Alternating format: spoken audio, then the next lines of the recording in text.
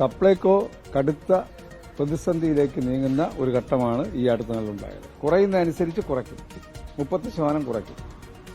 കൂടുന്നതിനനുസരിച്ച് വില വ്യത്യാസങ്ങൾ ചിലത് ക്രമീകരിക്കേണ്ടി വരും. ജനങ്ങൾ നമ്മൾ ബോധ്യപ്പെടുത്തും. വേറെ ഗവൺമെന്റ് മാത്രമല്ല, സപ്ലൈകോയുടെ നിസ്സഹായാവസ്ഥ അവർ കുറെ നാൾ കൊണ്ട് പറയുകയല്ലേ. നമുക്കത് അത് സംരക്ഷിച്ച് ജനങ്ങൾക്ക് അവിടെ വന്നാൽ സാധനങ്ങൾ 13 കിട്ടണമെന്നാണ് ഞങ്ങൾ ആഗ്രഹിക്കുന്നത്. 13 നിത്യോപയോഗ സാധനങ്ങളുടെ വില വർദ്ധിപ്പിക്കാൻ തീരുമാനം. സാർ, ഈ സഭ സമ്മേളിച്ചുകൊണ്ടിരിക്കുമ്പോൾ ഈ സഭയിൽ ചർച്ചയ്ക്ക് വന്നൊരു വിഷയം സഭയിൽ പ്രഖ്യാപിക്കണമായിരുന്നു.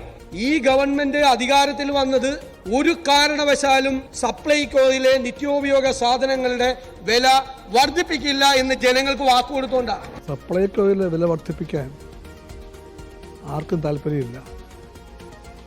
പക്ഷെ ആ വർധനവ് നടത്തിയില്ല എന്നുണ്ടെങ്കിൽ സപ്ലൈകോ ഒരുപക്ഷെ പൂട്ടിപ്പോയേക്കും എന്ന അവസ്ഥയുണ്ടെന്നാണ് ഞാൻ മനസ്സിലാക്കുന്നത്. അത് ജനങ്ങൾ മനസ്സിലാക്കും. ഇപ്പോഴും പൊതു കമ്പോളത്തെ വിലയേക്കാളും 35% വില കുറവിലാണ് സപ്ലൈകോ വിൽക്കാൻ പോകുന്നത് എന്നാണ് ഞാൻ മനസ്സിലാക്കുന്നത്.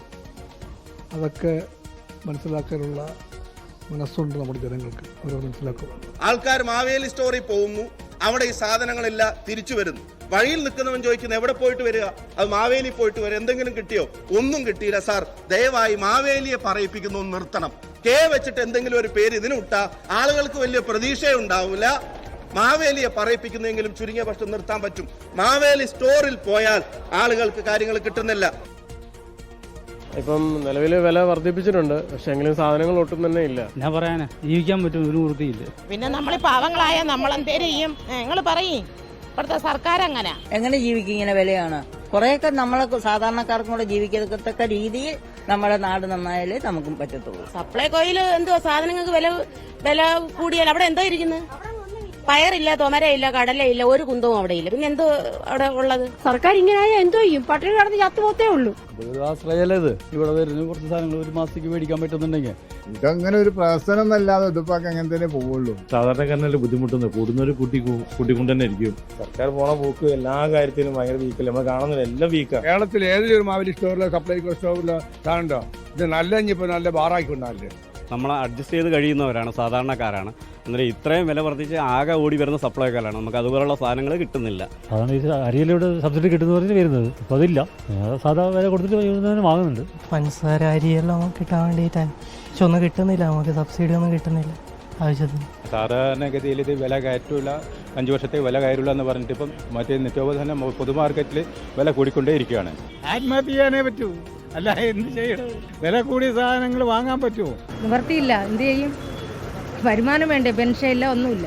ഞങ്ങൾ പാവങ്ങളാ, നമ്മളെ പോലുള്ളവരൊക്കെ ജീവിക്കുന്ന വലിയ ബുദ്ധിമുട്ടില്ല. ഒന്നുമില്ല, അതൊന്നും സാധനമില്ല. അതൊക്കെ ഒരു സ്ഥലം ഉണ്ടായിരുന്നു, ഇങ്ങനെ നഷ്ടപ്പെട്ടതിൽ ഒരു സങ്കടമുണ്ട്. മനസ്സിലായ? ഇങ്ങനെ ആയത് മുന്നോട്ട് പോകുമോ? Hello, good evening. ഇനി കഞ്ഞിക്കൊപ്പം പയറ് കൂട്ടാൻ 1 കിലോയ്ക്ക് 18 രൂപ അധികം കൊടുക്കണം. ഉഴുന്നുവെച്ച് ഇഡ്ഡലി ഉണ്ടാക്കി കഴിക്കാൻ 1 കിലോയ്ക്ക് 29 രൂപ അധികം നൽകണം.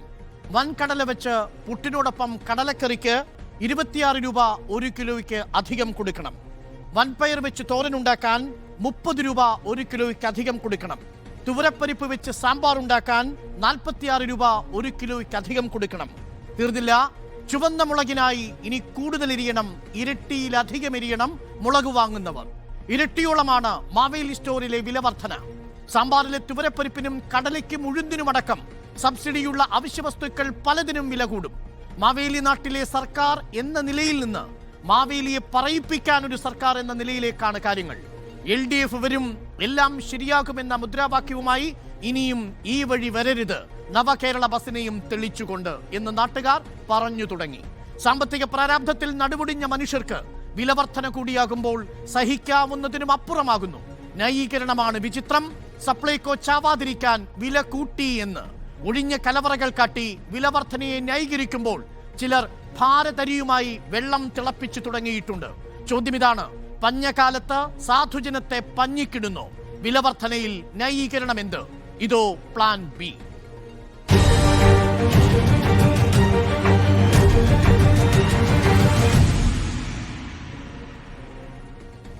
അതിഥികളായി നമുക്കൊപ്പം AYF സംസ്ഥാന സെക്രട്ടറി TT ജിസ്ബോൺ, ലീഗിന്റെ പ്രതിനിധി ഷിബു മീരാൻ, BJP പ്രതിനിധി TP ജയചന്ദ്രൻ, പൊതുപ്രവർത്തകനായ ഡിജോ കാപ്പൻ, കൊല്ലത്ത് നിന്നും വീട്ടമ്മ ലതിക കുമാരി എന്നിവർ തത്സമയം ചേരുന്നു.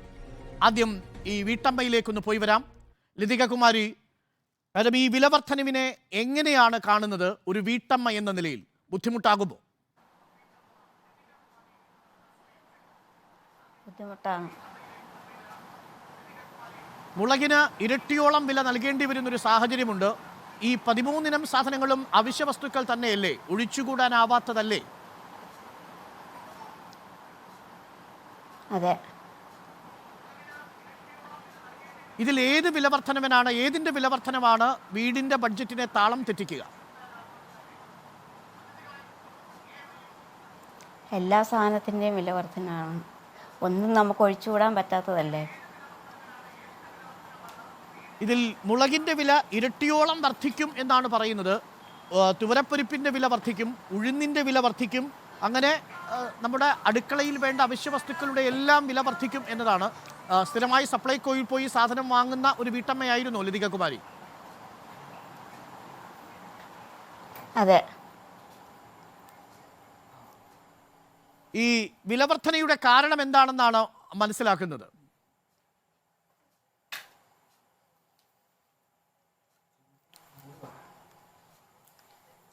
അത് എന്താണെന്ന് പറഞ്ഞാൽ ഇപ്പോഴത്തെ ഭരണത്തിൻ്റെ ആണെന്നുള്ളതാ. ശരി, ഭരണത്തിന്റെ ഒരു പിടിപ്പുകേട് എന്ന നിലയിലാണ് ഒരു വീട്ടമ്മയായ ലതിക കുമാരി ഈ വിലവർദ്ധനയെ കാണുന്നത്. ഡിജോ കാപ്പൻ കൂടി നമുക്കൊപ്പമുണ്ട്, പൊതുപ്രവർത്തകനാണ്. ഡിജോ കാപ്പൻ, ഈ സർക്കാർ സാമ്പത്തിക പ്രതിസന്ധിയിലൂടെ കടന്നു പോകുമ്പോൾ കഴിഞ്ഞ 7.5 വർഷമായി വില കൂടാത്ത അവശ്യ വസ്തുക്കളുടെ വിലയാണ് ഇപ്പോൾ കൂടിയിരിക്കുന്നത്. അതുകൊണ്ട് സർക്കാർ പറയുന്ന ന്യായം, കഴിഞ്ഞ 7.5 വർഷമായി വില വർദ്ധിപ്പിച്ചിട്ടില്ല, വിപണിയിൽ ഇടപെടാൻ ഈ സർക്കാരിന് കഴിയണമെങ്കിൽ ആ വിപണി വിലയുടെ 35% സബ്സിഡി നിലനിർത്തിക്കൊണ്ടേ സപ്ലൈകോ മുന്നോട്ട് പോകാൻ സാധിക്കൂ. 25% എന്നുള്ളത് 35% മാറ്റി എന്നാണ് സർക്കാരിൻ്റെ ന്യായം. ഇതൊക്കെ സാധാരണ ജനങ്ങൾ ആ ന്യായീകരണത്തിലൊക്കെ വിശ്വസിക്കുമെന്ന് തോന്നുന്നുണ്ടോ ഡിജോ കാപ്പൻ?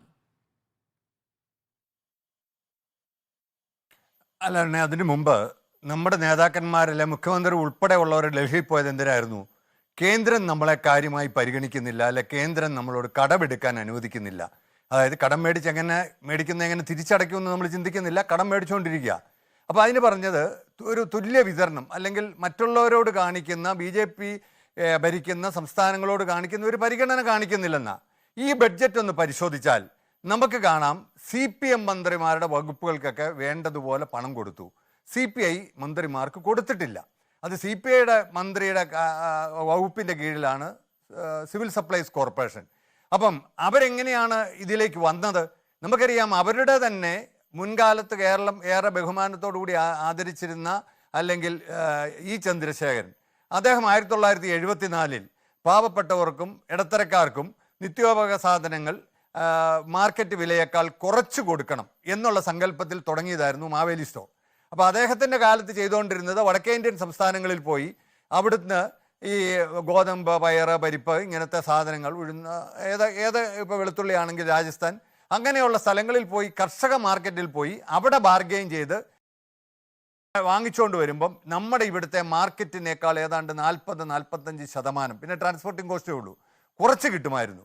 അതിനുശേഷം നമ്മുടെ ഉദ്യോഗസ്ഥരൊക്കെ ഒരു ആർഭാട ജീവിതം, അല്ലെങ്കിൽ ഈ അവിടെയൊക്കെ പോയി തണുപ്പൊക്കെ കൊള്ളുന്ന എന്തിനാ, നമുക്ക് ഇവിടെ മാർക്കറ്റിൽ അല്ലെങ്കിൽ ഇവിടുത്തെ വൻകിട ആളുകളുടെ കയ്യിൽ നിന്ന് ടെൻഡർ ചെയ്തിട്ട് അവരുടെ കയ്യിൽ നിന്ന് വാങ്ങിച്ചിട്ട് പൊതു ഖജനാവിൽ നിന്ന് കുറേ പണം സബ്സിഡി ആയിട്ട് കൊടുത്ത് ആ മാർക്കറ്റ് വിലയേക്കാൾ കുറച്ച് ഉപഭോക്താക്കൾക്ക് അല്ലെങ്കിൽ നമ്മുടെ വീട്ടമ്മമാർക്ക് ഇത് കൊടുക്കാമെന്നായിരുന്നു. അവിടെ തുടങ്ങിയതാണ് ഇതിൻ്റെ താളം തെറ്റുന്നത്. എന്നിട്ടിപ്പോൾ എന്താണ്?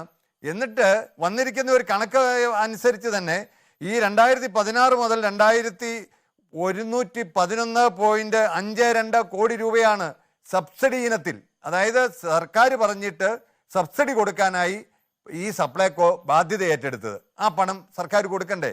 കൊടുത്തില്ല. അപ്പോൾ കുറേയെങ്കിലും കടം വീട്ടാനായി പറ്റും എന്നൊരു ധാരണയിൽ അവർ ഈ ബഡ്ജറ്റിന് മുമ്പ് ധനകാര്യമന്ത്രിയോട് 1069 കോടി രൂപ ആവശ്യപ്പെട്ടു. പക്ഷെ കൊടുത്തത് എത്രയാ? 190 കോടി. ഈ എല്ലാ വർഷവും ഇത് ഈ പറയുന്ന അത്രയും സബ്സിഡി കൊടുക്കണമെങ്കിൽ 350 കോടി രൂപ തന്നെ വേണം. പക്ഷേ എന്നിട്ട് ബഡ്ജറ്റിൽ കൊടുത്തത് 10 കോടി. ആ 10 കോടി കൊടുത്തിരിക്കുന്നത് എന്തിനാണെന്നറിയാമോ? ഈ സിവിൽ സപ്ലൈസ് കോർപ്പറേഷൻ്റെ ആ ഷോറൂമുകളൊക്കെ ഒന്ന് നവീകരിക്കാൻ വേണ്ടിയിട്ടാണ് ഇത് കൊടുക്കുന്നത്, അല്ലാതെ മാറ്റിയിട്ടുണ്ട്. സബ്സിഡി കൊടുക്കാൻ വേണ്ടിയിട്ടല്ല. അപ്പൊ അതുകൊണ്ട് ശ്രീ ഡിജോ കാപ്പൻ അത് ബഡ്ജറ്റിൽ ഇപ്പോൾ റിവൈസ് ചെയ്തിട്ടുണ്ട്. അല്ല, 2000 അപ്പൊ കോടിയാണ് നന്നാക്കി- അത് ബഡ്ജറ്റിൽ എസ്റ്റിമേറ്റ് ഭാഗത്തുണ്ടായിരുന്നതാണ്. 70 കോടി രൂപയാണ് ആ അർത്ഥത്തിൽ കിട്ടുക, സപ്ലൈകോയ്ക്ക് നേരിട്ട് കിട്ടുക. പക്ഷെ പ്രധാനപ്പെട്ട ചോദ്യം, സർക്കാർ പറയുന്നത് 35% വിപണിയേക്കാൾ കുറച്ചാണ് ഇപ്പോൾ സാധനങ്ങൾക്ക് കിട്ടുന്നത്. വിപണി വില ഇങ്ങനെ റോക്കറ്റ് പോലെ ഉയരുമ്പോൾ സപ്ലൈകോയ്ക്ക് നിലവിലുള്ള 70% സബ്സിഡി എങ്ങനെ തുടരാൻ സാധിക്കുമെന്നതാണ് ചോദ്യം. അതുകൊണ്ട് സപ്ലൈകോയെ ദയാവധത്തിന് വിട്ടുകൊടുക്കാതെ 25% എന്നുള്ളത് 35% സബ്സിഡിയാക്കി ഉയർത്തി വിപണിയേക്കാൾ കുറച്ചു കൊടുക്കാൻ പോകുന്നു. അപ്പോൾ വിപണി വില കൂടുമ്പോൾ സ്വാഭാവികമായും വില കൂടും, വിപണി വില കുറയുമ്പോൾ സ്വാഭാവികമായും വിലയും കുറയും. അതെ, അല്ല, അത് ഞാൻ അതിലോട്ടാ വന്നേ. അപ്പൊ CPI മന്ത്രിമാരെല്ലാരും കൂടി അനിഷ്ടം അറിയിച്ചു കഴിഞ്ഞ് പിന്നെ നടന്ന ചർച്ചയിലാണ് ഈ അല്പം വർധനവ് കൊടുത്തിരിക്കുന്നത്. പക്ഷേ ആ വർധനവ് കൊണ്ട് സിവിൽ സപ്ലൈസ് കോർപ്പറേഷൻ നിലനിൽക്കില്ല എന്നുള്ളതാണ്. ഇപ്പൊ ഞാനിപ്പോൾ കോട്ടയം ജില്ലക്കാരനാണ്. ഇവിടുത്തെ പ്രധാന കടയിലെ ഒരു കണക്കും കൂടെ പറഞ്ഞാൽ അതിന് കൃത്യം മനസ്സിലാകും. അതായത് അവിടെ ഒരു മാനേജർ സ്ഥിരം ജീവനക്കാരനും 6 താൽക്കാലിക ജീവനക്കാരുമാണ്. എന്നിട്ട് അവരോട് പറഞ്ഞു 20 ലക്ഷം രൂപയുടെ കച്ചവടം ഉണ്ടെങ്കിൽ നിങ്ങൾക്ക് ശമ്പളം കിട്ടുമെന്ന് പറഞ്ഞു. അവിടെ കഷ്ടകാലത്തിന് കച്ചവടമില്ലാത്ത അവരുടെ കുഴപ്പമല്ല, കച്ചവടമില്ലാത്ത 2 കാര്യങ്ങൾ കൊണ്ടാണ്. ഒന്ന്, ഈ 13 അവശ്യ സാധനങ്ങളിൽ 1-2 ആണ് വല്ലപ്പോഴും വരുന്നത്. ബാക്കി സാധനങ്ങൾക്ക് മാർക്കറ്റ് വിലയേക്കാൾ 3-4 രൂപ കൂടുതലാണ്. അവിടെ വരുന്ന കസ്റ്റമേഴ്സ് ചീത്തയും പറഞ്ഞുകൊണ്ട് ഇറങ്ങിപ്പോവുക. അപ്പോൾ അവിടെ എങ്ങനെയാ ടേൺ ഓവർ ഉണ്ടാകുന്നത്? അപ്പോൾ അതുകൊണ്ട് വന്നത് എന്താണെന്ന് വെച്ച് കഴിഞ്ഞാൽ ആ 6 ജീവനക്കാർക്ക് കൊടുക്കേണ്ട ശമ്പളം 3 പേർക്ക് ഉള്ള അവരോട് എഗ്രിമെന്റ് വെച്ചിരിക്കുന്നത് കൊടുത്തിട്ട് ഈ 6 പേർക്കും കൂടെ 3 പേരുടെ ശമ്പളം വീതിച്ചു കൊടുക്കുവാണ്. എത്ര ദയനീയമാണെന്ന് ഓർത്ത് നോക്കണം. അവർക്ക് കച്ചവടത്തിൽ അല്ലെങ്കിൽ ഈ തൊഴിലിനോട് എന്തെങ്കിലും ഒരു ആത്മാർത്ഥത ഭരിക്കുന്നതിൽ സർക്കാരിന് വീഴ്ചയും പരാജയവും സംഭവിച്ചു എന്ന് തെളിയിക്കുന്നതാണ് ഇതെല്ലാം എന്ന നിലപാടിലേക്കാണ് ഡിജോ കാപ്പൻ എത്തുന്നത്. ഞാൻ അങ്ങയിലേക്ക് തിരിച്ചു വരാം. നമുക്കിപ്പം TT ജിസ്മോനുണ്ട്. ഈ ചർച്ചയിൽ പങ്കെടുക്കാൻ CPM-ന്റെ പ്രതിനിധികളെ ഞങ്ങൾ ക്ഷണിച്ചിരുന്നു. എന്നാൽ നിങ്ങൾ സപ്ലൈകോയിലെ വിഷയമാണ് ചർച്ച ചെയ്യുന്നതെങ്കിൽ ഇന്നത്തെ ദിവസം CPM-ന്റെ പ്രതിനിധികളെ തരില്ല എന്ന് AKG സെക്രട്ടറി അറിയിച്ചിരുന്നു. അതിനെ തുടർന്നാണ് CPI-യുമായി നമ്മൾ ബന്ധപ്പെടുകയും AYF-ന്റെ സംസ്ഥാന സെക്രട്ടറിയെ TT ജിസ്മോനെ ഈ ചർച്ചയിൽ അതിഥിയായി പങ്കെടുക്കാൻ അനുവദിക്കുകയും ചെയ്തിട്ടുള്ളത്. ചർച്ചയിൽ പങ്കെടുത്തതിന് നന്ദി TT ജിസ്മോൻ. പക്ഷേ പ്രധാനപ്പെട്ട ചോദ്യം, ഈ സപ്ലൈകോ ഇനി എന്തിനാണ് ജനങ്ങൾക്ക് എന്നൊരു ചോദ്യമുണ്ട്. കാരണം ചുവന്ന മുളകിന് ഇരട്ടിയോളം വില കൊടുത്ത് വാങ്ങേണ്ടി വരുന്നൊരവസ്ഥയിലേക്ക് കാര്യങ്ങളെത്തി. തിരഞ്ഞെടുപ്പിന് തൊട്ട് മുമ്പ് ഇത്രയും റിസ്കിയായ, ഇത്രയും അപകടം പിടിച്ച ഒരു തീരുമാനമെടുക്കാൻ സംസ്ഥാന സർക്കാരിന് കഴിഞ്ഞത് എങ്ങനെയാണ്? നിങ്ങൾ ജനങ്ങളെ അണ്ടർ എസ്റ്റിമേറ്റ് ചെയ്യുകയാണോ TT ജിസ്മോൻ?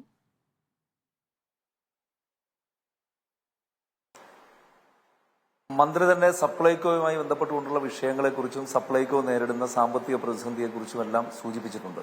ഞാൻ ഈ ചർച്ചയുമായി ബന്ധപ്പെട്ടുകൊണ്ട് ശ്രീ ഡിജോ കാപ്പൻ പറഞ്ഞ വാക്കുകൾ, അതുമായി ബന്ധപ്പെട്ട് ഡിജോ കാപ്പൻ വസ്തുതാപരമായിട്ട് അല്ലാത്ത കാര്യങ്ങളാണ് ഇവിടെ സൂചിപ്പിച്ചിട്ടുള്ളത്. പ്രേക്ഷകരെ തെറ്റിദ്ധരിപ്പിക്കാൻ കഴിയുന്ന രീതിയിലുള്ള കാര്യങ്ങളാണ് ശ്രീ ഡിജോ കാപ്പൻ സൂചിപ്പിച്ചിരിക്കുന്നത്.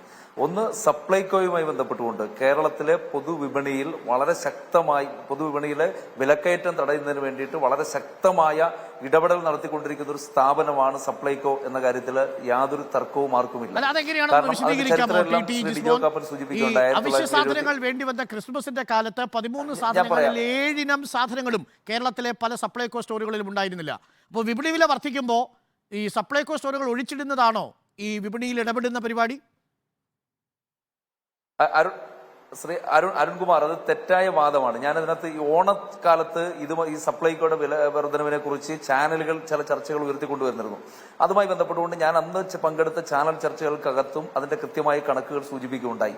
ഒന്ന്, 13 ഇനം സാധനങ്ങൾക്ക് വില വർദ്ധിപ്പിക്കില്ല എന്ന് തീരുമാനിച്ചത് 2016 LDF-ന്റെ പ്രകടന പത്രികയുടെ തീരുമാനത്തിന്റെ അടിസ്ഥാനത്തിലായിരുന്നു. 2021 നടന്ന തെരഞ്ഞെടുപ്പിലും LDF സർക്കാർ ആ കാര്യങ്ങൾ സൂചിപ്പിക്കുകയുണ്ടായി, പ്രകടന പത്രികകളോട് സൂചിപ്പിക്കുകയുണ്ടായി. പക്ഷെ നമ്മൾ മനസ്സിലാക്കേണ്ട ഒരു വസ്തുതയുണ്ട്. കാരണം ഈ സിവിൽ സപ്ലൈസുമായി ബന്ധപ്പെട്ടുകൊണ്ട് നമ്മുടെ കേരളത്തിലാകെയുള്ള റേഷൻ കാർഡ് ഉടമകൾ 94 ലക്ഷം കാർഡ് ഉടമകളുണ്ട്. പക്ഷെ നമ്മുടെ സബ്സിഡി സാധനങ്ങൾ വില വർദ്ധിപ്പിക്കില്ല എന്ന് തീരുമാനിച്ച 2016 മുൻപ് വരെയും കേരളത്തിൽ സാധനങ്ങൾ വാങ്ങിയിരുന്ന റേഷൻ കാർഡ് ഉടമകളുടെ എണ്ണം എന്ന് പറഞ്ഞാൽ 24 ലക്ഷം 25 ലക്ഷത്തോളം കാർഡ് ഉടമകളാണ് സാധനങ്ങൾ സബ്സിഡി ഇല്ലാത്ത സാധനങ്ങൾ വാങ്ങിക്കൊണ്ടിരുന്നത്. എന്നാൽ സബ്സിഡി സാധനങ്ങളുടെ വില വർദ്ധിപ്പിക്കില്ല എന്ന് ഗവൺമെന്റ് പ്രഖ്യാപിച്ചതിന് ശേഷം വലിയ തോതിൽ കേരളത്തിലെ ജനങ്ങൾ ഈ സബ്സിഡി സാധനങ്ങൾ വാങ്ങുന്നതിന് വേണ്ടി സിവിൽ സപ്ലൈസിനെ ആശ്രയിക്കുന്ന, മാവേലി സ്റ്റോറുകളെ ആശ്രയിക്കുന്ന സ്ഥിതിയിലേക്ക് കാര്യങ്ങൾ മാറി. ഇപ്പോൾ ഞാൻ മനസ്സിലാക്കുന്നത് ഏകദേശം 45 ലക്ഷത്തോളം കാർഡ് ഉടമകൾ സിവിൽ സപ്ലൈസിനെ ആശ്രയിക്കുകയും മാവേലി സ്റ്റോറുകൾ വഴി സാധനം വാങ്ങിക്കൊണ്ടിരിക്കുകയും ചെയ്യുന്ന സ്ഥിതിവിശേഷമുണ്ട്. 425 കോടി രൂപയാണ് പ്രതിവർഷം സിവിൽ സപ്ലൈസിന് സബ്സിഡി ഇനത്തിൽ കൊടുക്കേണ്ടി വരുന്ന ഒരു തുക എന്ന് പറഞ്ഞാൽ അതൊരു ചെറിയ തുകയാണ് എന്ന് പറയരുതും. കാരണം ഒരു മാസം 35 കോടി മുതൽ 40 കോടി രൂപ വരെ സിവിൽ സപ്ലൈസിന് ആ രീതിയിൽ സബ്സിഡി കൊടുക്കേണ്ടി വരും. അപ്പൊ ഒരു വർഷം ഈ കേരളത്തിലെ ഗവൺമെന്റ് കഴിഞ്ഞ 7.5 വർഷക്കാലമായി ഈ കേരളത്തിലെ ഗവൺമെന്റ് ഈ കേരളത്തിലെ പൊതുവിപണിയിലെ വില നിയന്ത്രിക്കുന്നതിന് വേണ്ടി, വിലക്കയറ്റം തടയുന്നതിന് വേണ്ടി കേരളത്തിലെ സിവിൽ സപ്ലൈസ് വഴി സബ്സിഡി കൊടുത്ത ഇനത്തിൽ ഈ സർക്കാർ ചെലവഴിച്ചുകൊണ്ടിരിക്കുന്നത് പ്രതിവർഷം 425 കോടി രൂപയാണ് ചെലവഴിച്ചുകൊണ്ടിരിക്കുന്നത്. അപ്പൊ അത്രയും തുക നമ്മുടെ പൊതുവിതരണ സമ്പ്രദായവുമായി ബന്ധപ്പെട്ടുകൊണ്ട് ചെലവഴിക്കുന്ന ഒരു ഗവൺമെന്റാണ് കേരളത്തിൽ അധികാരത്തിലിരിക്കുന്നത്. അപ്പൊ അതുകൊണ്ട് തന്നെ നമുക്കറിയാം, കേരളമല്ലാതെ ഏതെങ്കിലും ഒരു സംസ്ഥാനത്തെ ചൂണ്ടിക്കാണിക്കാൻ കഴിയുമോ ഇത്തരത്തിൽ ഈ പൊതുവിപണിയിൽ ഇത്ര 1663 ഔട്ട്ലെറ്റുകളുണ്ട്, മാവേലി സ്റ്റോറുകളുണ്ട് കേരളത്തിൽ. അതുപോലെ തന്നെ റേഷൻ കാർഡ് ഉടമകൾ 94 ലക്ഷം കാർഡ് ഉടമകളുണ്ട്. ഇത് കൂടാതെ കൺസ്യൂമർ ഫെഡ് വഴി ഏകദേശം 200-ലധികം വരുന്ന സ്റ്റാളുകളുണ്ട്. അപ്പൊ ഈ സ്റ്റാളുകളിലൂടെ സബ്സിഡി നിരക്കിൽ കേരളത്തിലെ പൊതുവിപണിയിലെ വിലക്കയറ്റം തടയുന്നതിന് വേണ്ടി ഏറ്റവും ക്രിയാത്മകമായി ഇടപെട്ടുകൊണ്ടിരിക്കുന്ന ഒരു ഗവൺമെന്റാണ് കേരളത്തിലെ ഗവൺമെന്റ് എന്ന കാര്യത്തിൽ ഒരു തർക്കവുമില്ല. ഇപ്പോൾ കേന്ദ്ര ഗവൺമെന്റിന്റെ നയസമീപനങ്ങൾക്കെതിരായി വളരെ ശക്തമായ പ്രതിഷേധം ഈ കേരളത്തിലെ ജനങ്ങൾ ഉയർത്തിക്കൊണ്ടിരിക്കുകയാണ്, കേരളത്തിലെ ഗവൺമെന്റ് ഉയർത്തിക്കൊണ്ടിരിക്കുകയാണ്. കാരണം ഈ സിവിൽ സപ്ലൈസിനെ ഉൾപ്പെടെ സഹായിക്കേണ്ട, ഗവൺമെന്റ് സബ്സിഡി കൊടുക്കേണ്ട തുക ഉൾപ്പെടെ കേന്ദ്രത്തിൽ നിന്ന് ഏകദേശം 1,80,000 കോടി രൂപയോളം കിട്ടാനുണ്ട്. നമ്മുടെ മാധ്യമങ്ങൾ അതുമായി ബന്ധപ്പെട്ടുകൊണ്ട് എത്രത്തോളം ഗൗരവമായ ചർച്ചകൾ അതിനകത്ത് ഉയർത്തിക്കൊണ്ടുവരുന്നുണ്ട് എന്നുള്ളത് നമുക്ക് ബോധ്യപ്പെട്ടുകൊണ്ടിരിക്കുകയാണ്. അപ്പോൾ മാവേലി സ്റ്റോറിൽ ഉണ്ടാകുന്ന ചെറിയ സംഭവങ്ങൾ പോലും ഊതി വീർപ്പിച്ച് വലിയ ചർച്ചകൾക്ക് വിധേയമാക്കുമ്പോൾ കേരളത്തെ സാമ്പത്തികമായി വലിയ തോതിൽ 45 ലക്ഷം റേഷൻ ഉടമകളാണ് ഈ സപ്ലൈകോയെ ആശ്രയിക്കുന്നത് അവശ്യ വസ്തുക്കൾക്ക് വേണ്ടി. ആ അവശ്യ വസ്തുക്കൾക്ക് ഞങ്ങളുടെ ക്യാമറയ്ക്ക് മുന്നിലുണ്ട്, ഞങ്ങളുടെ കൺമുന്നിലുണ്ട്. ജിസ്മോന്റെ വീട്ടിന് തൊട്ടടുത്ത സപ്ലൈകോയിൽ ഈ 13 സബ്സിഡി സാധനങ്ങൾ എത്ര എണ്ണമുണ്ട് ജിസ്മോന് പറയാൻ കഴിയുമോ? ജിസ്മോന്റെ വീടിന് തൊട്ടടുത്തുള്ള സപ്ലൈകോയിൽ ഇന്ന് പോയാൽ, ഇപ്പൊ പോയാൽ ആ സപ്ലൈകോയിൽ 13 സബ്സിഡി സാധനങ്ങളിൽ എല്ലാ സബ്സിഡി സാധനങ്ങളും അവിടെ ഉണ്ടോ? ഇല്ലല്ലോ. അല്ല, എല്ലാ സാധനങ്ങളും ഉണ്ട് എന്ന് ഞാൻ പറയുന്നില്ല. അതുകൊണ്ടാണല്ലോ മന്ത്രി തന്നെ പറഞ്ഞല്ലോ, സിവിൽ സപ്ലൈകോ നേരിടുന്ന സാമ്പത്തിക പ്രതിസന്ധിയെ കുറിച്ച് പറയുകയുണ്ടായി. കേരളത്തിന്റെ മുഖ്യമന്ത്രിക്ക് കേരളത്തിന്റെ ഭക്ഷ്യമന്ത്രി കത്തെഴുതുന്ന സാഹചര്യം ഉണ്ടായി. കാരണം സപ്ലൈകോയെ നിലനിർത്തേണ്ടത് കേരളത്തിന്റെ ആവശ്യമാണ്, കേരളത്തിലെ ജനങ്ങളുടെ ആവശ്യമാണ്. അപ്പൊ സപ്ലൈകോ നിലനിൽക്കണമെങ്കിൽ സംസ്ഥാന സർക്കാർ സ്വാഭാവികമായിട്ടും ഇതിന്റെ സബ്സിഡി ഇനത്തിൽ ഉൾപ്പെടെ നൽകേണ്ട തുക നൽകണം എന്നുള്ളത് യാഥാർത്ഥ്യമാണ്. ആ യാഥാർത്ഥ്യത്തിൽ നിന്ന് ഞാൻ ഒളിച്ചോടുന്നില്ല. പക്ഷേ അങ്ങനെ കൊടുക്കണമെങ്കിൽ ഈ കേരളത്തിലെ ഗവൺമെന്റിനെ സാമ്പത്തികമായി ഒരുപക്ഷെ സപ്ലൈകോയുടെ സാമ്പത്തിക പ്രതിസന്ധി വീട്ടുന്നതിന് കേന്ദ്രവിഹിതം ഇനി എത്ര കിട്ടാനുണ്ട്? ശരാശരി ഒരു വർഷം 450 കോടി രൂപയ്ക്കടുത്ത് സപ്ലൈകോ ഈ സബ്സിഡി സാധനങ്ങൾക്ക് വേണ്ടി ചെലവിടുന്നു എന്നതാണല്ലോ കണക്ക്. ഇതിൽ കേന്ദ്രത്തിൻ്റെതായിട്ട് ഇനി എന്തെങ്കിലും കിട്ടാനുണ്ടോ? നെല്ല് സംഭരണത്തിനുള്ള തുക കേന്ദ്രം നൽകി കഴിഞ്ഞു. അപ്പോൾ ആ പണത്തിലും നമുക്ക് കിട്ടാനില്ല. അപ്പോൾ പിന്നെ ഈ സാമ്പത്തിക പ്രതിസന്ധിയുടെ പട്ടിണിയായതുകൊണ്ടാണ് കൊടുക്കാത്തത്.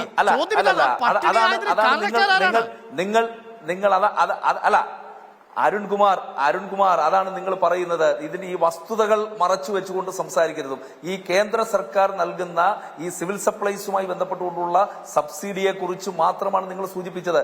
എവിടെയാണ് കേന്ദ്ര സർക്കാർ പറഞ്ഞിരിക്കുന്നത്? 13 സാധനങ്ങൾക്ക് ഈ 26 മുതൽ 55% വരെ സബ്സിഡി നിരക്കിൽ കേരളം കൊടുത്തുകൊണ്ടിരിക്കുകയാണ് കഴിഞ്ഞ 8 വർഷമായി.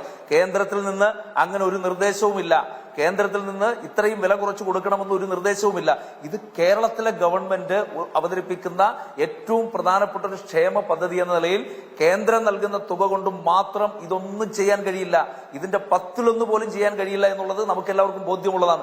അതുകൊണ്ടാണ് കേന്ദ്രത്തിൽ നിന്ന് ഈ സിവിൽ സപ്ലൈസുമായി ബന്ധപ്പെട്ടുകൊണ്ട് ഇപ്പോ സൂചിപ്പിക്കുകയുണ്ടായി, നെല്ലിന്റെ സംഭരണ വിലയെ കുറിച്ച് സൂചിപ്പിക്കുകയുണ്ടായി.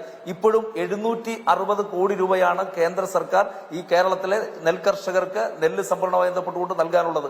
അവിടെയും കേരളത്തിലെ ഗവൺമെന്റ് എടുത്ത ഒരു സമീപനമുണ്ട്. കേരളത്തിലെ ഗവൺമെന്റ് എടുത്തത് കാരണം നമുക്കറിയാം, PRS വായ്പകളായി കൊടുക്കുവാൻ കേരളത്തിലെ ഗവൺമെന്റ് തീരുമാനിച്ചതിന്റെ കാരണം എന്താണെന്ന് നമ്മൾ നിരവധി ചർച്ചകളിൽ പറഞ്ഞിട്ടുണ്ട്. നെല്ലിന്റെ സംഭരണം, അതായത് NFSA ആക്ട് കേരളത്തിൽ ഈ രാജ്യത്ത് നടപ്പിലാക്കിയതിന്റെ അടിസ്ഥാനത്തിൽ കർഷകരുടെ കയ്യിൽ നിന്ന് നെല്ല് സംഭരിച്ചു കഴിഞ്ഞാൽ ഈ കേരളത്തിലെ ഗവൺമെന്റിന്റെ നിലപാട്, LDFന്റെ നിലപാട് എന്ന് പറഞ്ഞാൽ നെല്ല് സംഭരിച്ചാൽ ഉടൻ തന്നെ കർഷകർക്ക് പണം കൊടുക്കണം. കാരണം അവർക്ക് രണ്ടാം കൃഷി നടത്തേണ്ടതാണ്. അപ്പൊ രണ്ടാം കൃഷി നടത്തണമെങ്കിൽ അവർക്ക് പണം കൊടുക്കണം. പക്ഷേ കേന്ദ്രത്തിന്റെ നിയമം എങ്ങനെയാണ്? ഈ നെല്ല് സിവിൽ സപ്ലൈസ് സംഭരിച്ചതിന് ശേഷം ഇത് മില്ലുകളിൽ കൊണ്ടുപോയി കുത്തി അത് അരിയാക്കി റേഷൻ കടകളിൽ കൊണ്ടുവന്ന് പഞ്ചിങ് നടപടി പ്രകാരങ്ങൾ പൂർത്തീകരിച്ച് ഇത് കേന്ദ്ര സർക്കാരിന് റിപ്പോർട്ടായി അത് അയച്ചു കഴിഞ്ഞതിന് ശേഷം 7-8 മാസങ്ങൾ കഴിയുമ്പോഴാണ് കർഷകർക്ക് പണം കേന്ദ്ര സർക്കാരിൽ നിന്ന് വരുന്നത്. അപ്പൊ ഇത്രയും കാലതാമസം ഉണ്ടാകാൻ പാടില്ല എന്നുള്ള സതുദ്ദേശപരമായ നിലപാടെടുത്തുകൊണ്ടാണ് PRS വായ്പകളിലൂടെ ഈ ഇവർക്ക് കർഷകർക്ക് പണം കൊടുക്കുന്നതിന് വേണ്ടി കേരളത്തിലെ ഗവൺമെന്റ് തീരുമാനിച്ചത്. അങ്ങനെ PRS വായ്പയുടെ പലിശ അവസ്ഥയിലേക്ക് തള്ളിയിട്ടതിന് പിന്നിലെ ഉത്തരവാദിത്വം ആർക്കാണ്? 2016 പ്രകടന പത്രികയിലും പിന്നീട് 2021 പ്രചരണത്തിലും നിങ്ങൾ സമർത്ഥമായി ഉപയോഗിച്ചൊരു ടാഗ്ലൈനാണ് വിലക്കയറ്റം ഉണ്ടാകാതെ ഈ സർക്കാർ നിങ്ങളെ സംരക്ഷിച്ചു നിർത്തി എന്നുള്ളത്. അതാണിപ്പോൾ രണ്ടാമത്തെ ഭരണം എത്തി പാതി വഴിയാകുമ്പോഴേക്കും തകർന്നു വീഴുന്നത്. അവിടെ ഈ കഴിഞ്ഞ 7 വർഷത്തെയും വിലക്കയറ്റത്തെ തടഞ്ഞു നിർത്താൻ നിങ്ങൾ ശ്രമിച്ചത് ഒരൊറ്റ വിലക്കയറ്റത്തിലൂടെ റദ്ദ് ചെയ്തു. എത്രയാണ് ചുവന്ന മുളകിന്റെ വില വർധനവ്? ജിസ്മോൻ പറയും. അരുൺ, ഈ വിലക്കയറ്റവുമായി ബന്ധപ്പെട്ടുകൊണ്ട് ഇപ്പോൾ കേന്ദ്ര സർക്കാർ പ്രസിദ്ധീകരിച്ച ഔദ്യോഗികമായ കണക്കിൽ കേരളം വിലക്കയറ്റം കുറഞ്ഞ സംസ്ഥാനങ്ങളിൽ ഒന്നാണ്. അതിന്റെ കണക്കുകൾ എനിക്ക് സമയമില്ലാത്തതുകൊണ്ട് ഞാൻ പറയാത്തതാണ്. ഏറ്റവും കൂടുതൽ വിലക്കയറ്റമുള്ളത് ഒഡീഷയിലാണ്. 7.55% വിലക്കയറ്റമുണ്ട് അവിടെ. തെലങ്കാനയിൽ 6.34. വിലക്കയറ്റം കുറഞ്ഞ സംസ്ഥാനത്തെ സബ്സിഡിയാണ് ഇപ്പോൾ നിങ്ങൾ 70% കൊടുത്തുകൊണ്ടിരുന്ന മുളകിന്റെ കാര്യത്തിൽ 70%ആണ് കൊടുത്തതെങ്കിൽ അത് നിങ്ങൾ 35%ആക്കി കുറയ്ക്കുന്നത്. അവിടെയാണ് ജിസ്മോൻ ഈ പ്രശ്നമുണ്ടാവുന്നതെന്നേ. മുളകിന് 100%ആണ് കൂട്ടിയിരിക്കുന്നത് കഴിഞ്ഞ 7.5 വർഷം കൊണ്ട്. ഞങ്ങൾ പറയുന്നത് കേരളത്തെ സാമ്പത്തികമായി വലിയ പ്രതിസന്ധിയിലേക്ക് കേന്ദ്ര സർക്കാർ തള്ളിവിട്ടുകൊണ്ടിരിക്കുകയാണ്. ആ കേന്ദ്ര സർക്കാർ നമ്മുടെ മുന്നിൽ നിൽക്കുമോ? ശരിയാണ്, കേരളത്തിന് മുൻകാലങ്ങളിൽ ലഭിച്ചിരുന്ന പണം ഇപ്പോൾ കിട്ടുന്നില്ല. അത് നിയമപരമായി കിട്ടാനുള്ളത് 3200 കോടി രൂപയാണ് എന്ന് നിയമസഭയിൽ തന്നെ ഏകദേശം വ്യക്തമാക്കിയ കഥയാണ്. സിവിൽ സപ്ലൈക്ക് കിട്ടാനുള്ളത് 636 കോടി രൂപ മാത്രവുമാണ് എന്നാണ് മനസ്സിലാക്കുന്നത്. അത് നെല്ല് സംഭരണവുമായി ബന്ധപ്പെട്ടാണ് കിട്ടാനുള്ളത്. ബാക്കി ഒരു ഇനത്തിലും കേന്ദ്രത്തിന് സപ്ലൈകോയിലേക്ക് പണം കിട്ടാനില്ല. അതുകൊണ്ട് ആ വാദമൊന്നും നിലനിൽക്കില്ല. വൃത്തിയായി നടത്തിക്കൊണ്ടുപോകാൻ അറിയാത്തത് കൊണ്ട് പട്ടിണിയായി എന്ന് പറഞ്ഞ് തോൽവി സമ്മതിക്കുകയല്ലാതെ മറ്റെന്താണ് നമ്മുടെ മുൻപിലുള്ള മാർഗം? ചർച്ച പരിശോധിക്കുന്നത് TP ജയചന്ദ്രൻ മാസ്റ്റർ നമുക്കൊപ്പം ചേരുന്നു, BJP പ്രതിനിധി. TP ജയചന്ദ്രൻ മാസ്റ്റർ, ഇപ്പോൾ CPIയുടെ പ്രതിനിധി പറഞ്ഞത് താങ്കൾ കേട്ടിട്ടുണ്ടാവും. കേന്ദ്രത്തിന്റെ സാമ്പത്തികമായിട്ടുള്ള സമ്മർദ്ദമാണ് ഈ നിലവിൽ സപ്ലൈകോ അടക്കമുള്ള സ്ഥാപനങ്ങൾ ഈ സ്ഥിതിയിലെത്താൻ കാരണം. ഇന്ന് CPI നേതാവ് ബിനോയ് വിശ്വവും ഭക്ഷ്യവകുപ്പ് മന്ത്രി പറയുന്നതും സപ്ലൈകോയെ കൊലയ്ക്ക് കൊടുക്കാതിരിക്കണമെങ്കിൽ ഈ വർധനം അനിവാര്യമായിരുന്നുവെന്നാണ്. കേന്ദ്രം നൽകാനുള്ള നെല്ല് സംഭരണത്തിന്റെ 672 കോടിയുടെ കണക്ക് അടക്കം പറയുന്നുണ്ട് സംസ്ഥാന സർക്കാർ ഈ വിലവർധനയെ ന്യായീകരിക്കാൻ. യഥാർത്ഥത്തിൽ ഇത് കേന്ദ്ര സമ്മർദ്ദത്തെ തുടർന്നുണ്ടാകുന്ന ഒരു പ്രതിസന്ധിയാണ്.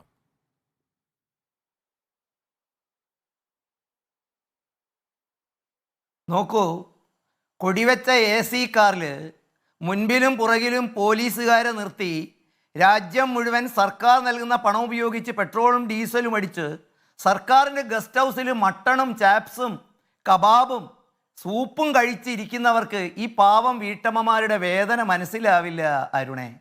ഈ പറയുന്നവരോട് ഞാൻ വെബ്സൈറ്റ് ഒന്ന് നോക്കി. നിങ്ങൾ പറഞ്ഞതൊന്നും അല്ലല്ലോ കേരളത്തിലെ സപ്ലൈകോയെക്കുറിച്ച് നിങ്ങൾ വെബ്സൈറ്റിൽ പ്രസിദ്ധീകരിച്ചിരിക്കുന്നത്. കേന്ദ്രം പണം തന്നാൽ ഞങ്ങൾ നൽകാമെന്നാണോ? എന്തിനാരുണേ, കേന്ദ്രം തന്നെ തെറ്റായ സാമ്പത്തിക നയമാണ്. BJP വലതുപക്ഷ പിന്തിരിപ്പനാണ്. അതിന് ബദലായി ഞങ്ങൾ കേരളത്തെ ലോക മാതൃകയായിട്ട് ഉയർത്തും. ഇതായിരുന്നു വാഗ്ദാനം. നോക്കൂ എന്തൊക്കെയാ പറയുന്നത്.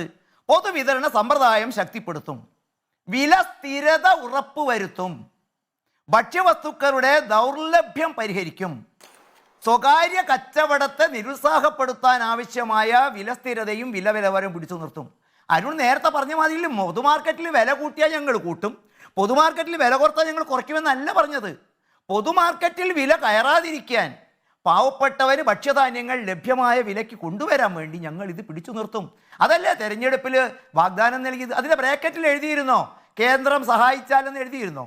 ഇല്ലല്ലോ. ബദലാണ് നമ്മൾ, പകരമാണ് ഞങ്ങൾ, ലോക മാതൃകയാണ് നമ്മൾ. അത് പറയുന്നവർക്ക് ഈ വേദന മനസ്സിലാവുമോ? അരുണും അല്പം തലോടിക്കൊണ്ട് പറഞ്ഞു, ഇരട്ടിയോളം അല്ല അരുണ, ഇരട്ടിയിലധികമാണ്. 75 രൂപയുള്ള മുളകിന് ഇരട്ടിയായാൽ 150 ആകൂ. ആയതെത്രയാ? 164, 118% വർധനവ്.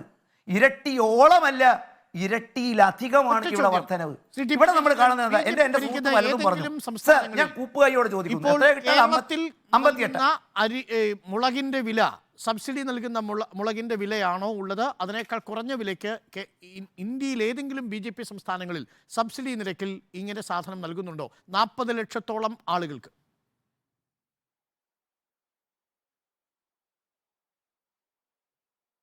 അരുണേ, മറ്റുള്ളവരൊക്കെ സ്വന്തം വീട്ടിൽ മുളക് ഉൽപ്പാദിപ്പിക്കുന്നവരാ, അവൻ്റെ തൊടിയിൽ കൃഷി ചെയ്യുന്നവരാ. എനിക്കും ഇത് ബാധകമല്ല അരുണേ, കാരണം എൻ്റെ വീട്ടിൽ എൻ്റെ തൊടിയിൽ ഞാൻ ഉൽപ്പാദിപ്പിക്കുന്നുണ്ട്. അത് ഉൽപ്പാദിപ്പിക്കാൻ ഇല്ലാത്തവന് വേണ്ടിയാണ്, പാവപ്പെട്ടവന് വേണ്ടി. അരുണും എനിക്കും അല്ല ഇത് വേണ്ടത്. മാസാമാസം ശമ്പളം കേട്ടില്ല അരുണേ? അല്ല, ഈ ചുവന്ന മുളക് ആന്ധ്രാപ്രദേശിൽ നിന്ന് വരുന്നതല്ലേ, നമ്മൾ ഉൽപ്പാദിപ്പിക്കുന്നില്ലല്ലോ. ചോദ്യം കേട്ടില്ല അരുണേ? അല്ലേ, മുളക് എന്ന് പറയുന്ന സാധനം നമ്മുടെ നാട്ടിലും വിളയും അരുണേ. ഞാൻ വേണമെങ്കിൽ ഇത് കഴിഞ്ഞ് ഫോട്ടോ എടുത്ത് അയച്ചു തരാം നിങ്ങൾക്ക്, എന്റെ വീട്ടിൽ ഉൽപ്പാദിപ്പിക്കുന്നത്. അതൊന്നും കഴിയാൻ ഞാൻ മേലാണങ്ങാതെ പണിയെടുത്തതുകൊണ്ട്. ഇവിടെയും ഉണ്ടല്ലോ ഭക്ഷ്യവകുപ്പും കൃഷിഭവനും ഒക്കെ. നമ്മുടെ വിഷയം അതല്ല, നമ്മുടെ വിഷയം ചെയ്യുന്നു എന്നതായിരുന്നു എന്റെ കണക്കുകൂട്ടൽ. അങ്ങനെ കേരളത്തിൽ ഉൽപ്പാദിപ്പിച്ച് അത് സ്വയം പര്യാപ്തതയിലേക്ക് വന്നാൽ നല്ല കാര്യം. പക്ഷേ എന്റെ ചോദ്യം ഇതാണ്, ഇപ്പോൾ ഉത്തർപ്രദേശ് ആണെങ്കിലും ബീഹാർ ആണെങ്കിലും മറ്റേതെങ്കിലും ബി.ജെ.പി. സംസ്ഥാനങ്ങളിൽ ഈ ആന്ധ്രാപ്രദേശിൽ മുളകിന്റെ ധർമ്മം കേരളത്തിൽ നിന്ന് ലഭിക്കുന്ന അത്ര സബ്സിഡി ലഭിക്കുന്നുണ്ടോ എന്നതായിരുന്നു എന്റെ സ്ട്രെയിറ്റ് ചോദ്യം.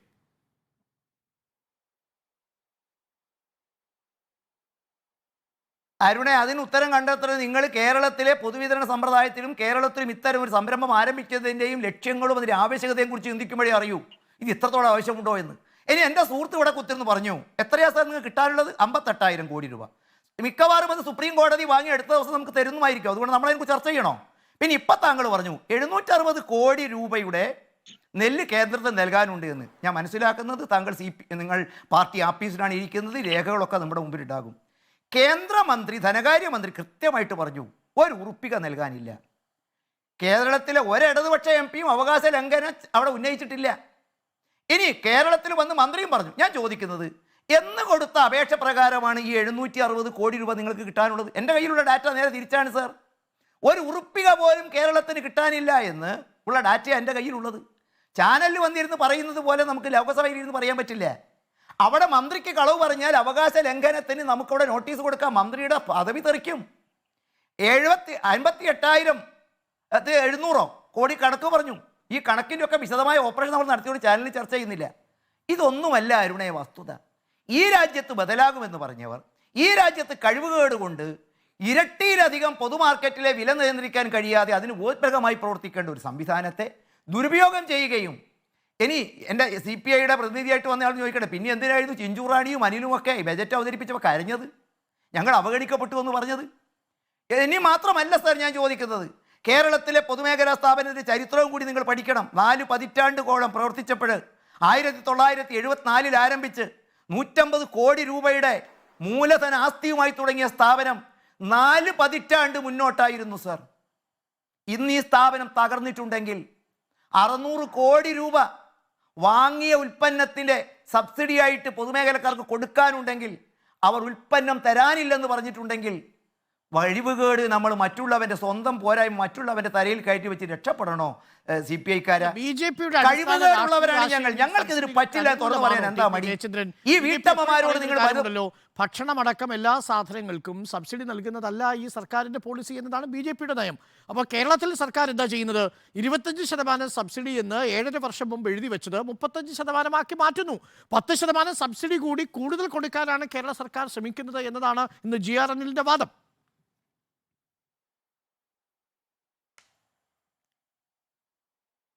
അരുണേ, ഭദ്രത എന്നൊരു പുസ്തകം പ്രസിദ്ധീകരിച്ചിട്ടുണ്ട് ഇടതുപക്ഷത്തിൻ്റെ സപ്ലൈകോയുമായി ബന്ധപ്പെട്ട് മന്ത്രി. ഇവരുടെയൊക്കെ ഫോട്ടോ വെച്ച് ആയിരക്കണക്കിന് ഉറുപ്പിക ലക്ഷക്കണക്കിന് ഉറുപ്പിക ചെലവഴിച്ചുകൊണ്ട് പ്രിന്റ് ചെയ്ത മൾട്ടി കളർ പുസ്തകത്തിൽ പറഞ്ഞിരിക്കുന്ന അരുണൊന്ന് വായിച്ചു നോക്കുമോ? 42.65 ലക്ഷം ടൺ അരി വേണം കേരളത്തിൽ. 5.98 ലക്ഷം ടൺ മാത്രമാണ് ഉൽപ്പാദിപ്പിക്കുന്നത്. അരുണെ, കേരളത്തിലെ നെൽവയലുകളുടെ എവിടെ പോയി? നമുക്ക് കേരളത്തിലെ ആയിരക്കണക്കിന് പഞ്ചായത്തുകളിൽ പ്രവർത്തിക്കുന്ന കൃഷിഭവനുകൾക്ക് എന്താണ് ജോലി? എന്തുകൊണ്ട് കേരളത്തിലെ കർഷകർക്ക് കേരളത്തിന് ആവശ്യമായി നെല്ലുൽപ്പാദിപ്പിക്കുക? ഞാനൊരു കർഷകൻ എന്ന നിലയ്ക്ക് അടിവരട്ട് നിങ്ങളോട് പറയും, കേരളത്തിൽ സബ്സിഡിക്ക് വേണമോ കൊടുക്കണോ എന്നുള്ളതൊക്കെ രണ്ടാമത്തെ കാര്യം. തരിച്ച അതേ പുസ്തകത്തിൽ ഒന്നുകൂടി പറയും അരുണേ, 319 ലക്ഷം കോടി രൂപ ലക്ഷം ടൺ ഭക്ഷ്യധാന്യ ശേഖരം വേണ്ട ഭാരതത്തിൽ 805.16 കോടി ലക്ഷം ടൺ ഭക്ഷ്യധാന്യ ശേഖരമുണ്ട്. ഒന്നുകൂടെ ആവർത്തിക്കാം, 319 പകരം 805 എന്ന് പറഞ്ഞാൽ രാജ്യത്താകമാനം ഭക്ഷ്യോൽപാദനം വർദ്ധിക്കുന്നു. ഇനി പ്രതിപക്ഷത്തെ ഞെരുക്കുന്നു, കുത്തിക്കൊല്ലുന്നു എന്നൊക്കെ പറഞ്ഞാൽ ഒറ്റ ചോദ്യം, തമിഴ്നാട്ടിലും ഉണ്ടല്ലോ ഇതേമാതിരി ഒരു തമിഴ്നാട്ടിലൊരു സിവിൽ സപ്ലൈസ് ഡിപ്പാർട്ട്മെന്റ്. അവരെന്തൊക്കെ വിതരണം ചെയ്യുന്നു എന്ന ലിസ്റ്റ് ഞാൻ നെറ്റിൽ നോക്കിയെടുത്തു. അരി, ഗോതമ്പ്, പഞ്ചസാര, പാചക എണ്ണ, റവ. ഇതിന് കേരളവുമായി താരതമ്യം ചെയ്യുമ്പോൾ കേന്ദ്രത്തിന് സംബന്ധിച്ചിടത്തോളം പ്രതിപക്ഷമാണല്ലോ അവിടെയും ഇവിടെയും ഒക്കെ ഇരിക്കുന്നത്. എൻ്റെ CPI പ്രതിനിധി പറയുമോ അവിടെ ഈ ഞെക്കിയിട്ട് എന്താ അവർ ഇതിലൊക്കെ ഇത്രയും നിലനിർത്തുന്നത്? അവരെന്താ അവിടെ മുന്നോട്ട് കൊണ്ടുപോകുന്നത്? ഒരു കാര്യം നമ്മൾ അംഗീകരിക്കണം അരുണേ, സംസ്ഥാനത്തിന്റെ വികസന കാര്യങ്ങളിൽ വരുമാനം വർദ്ധിപ്പിക്കുന്ന കാര്യത്തിൽ ദയനീയ പരാജയം. നികുതി പിരിച്ചെടുക്കുന്ന കാര്യത്തിൽ കൃത്യമായിട്ട്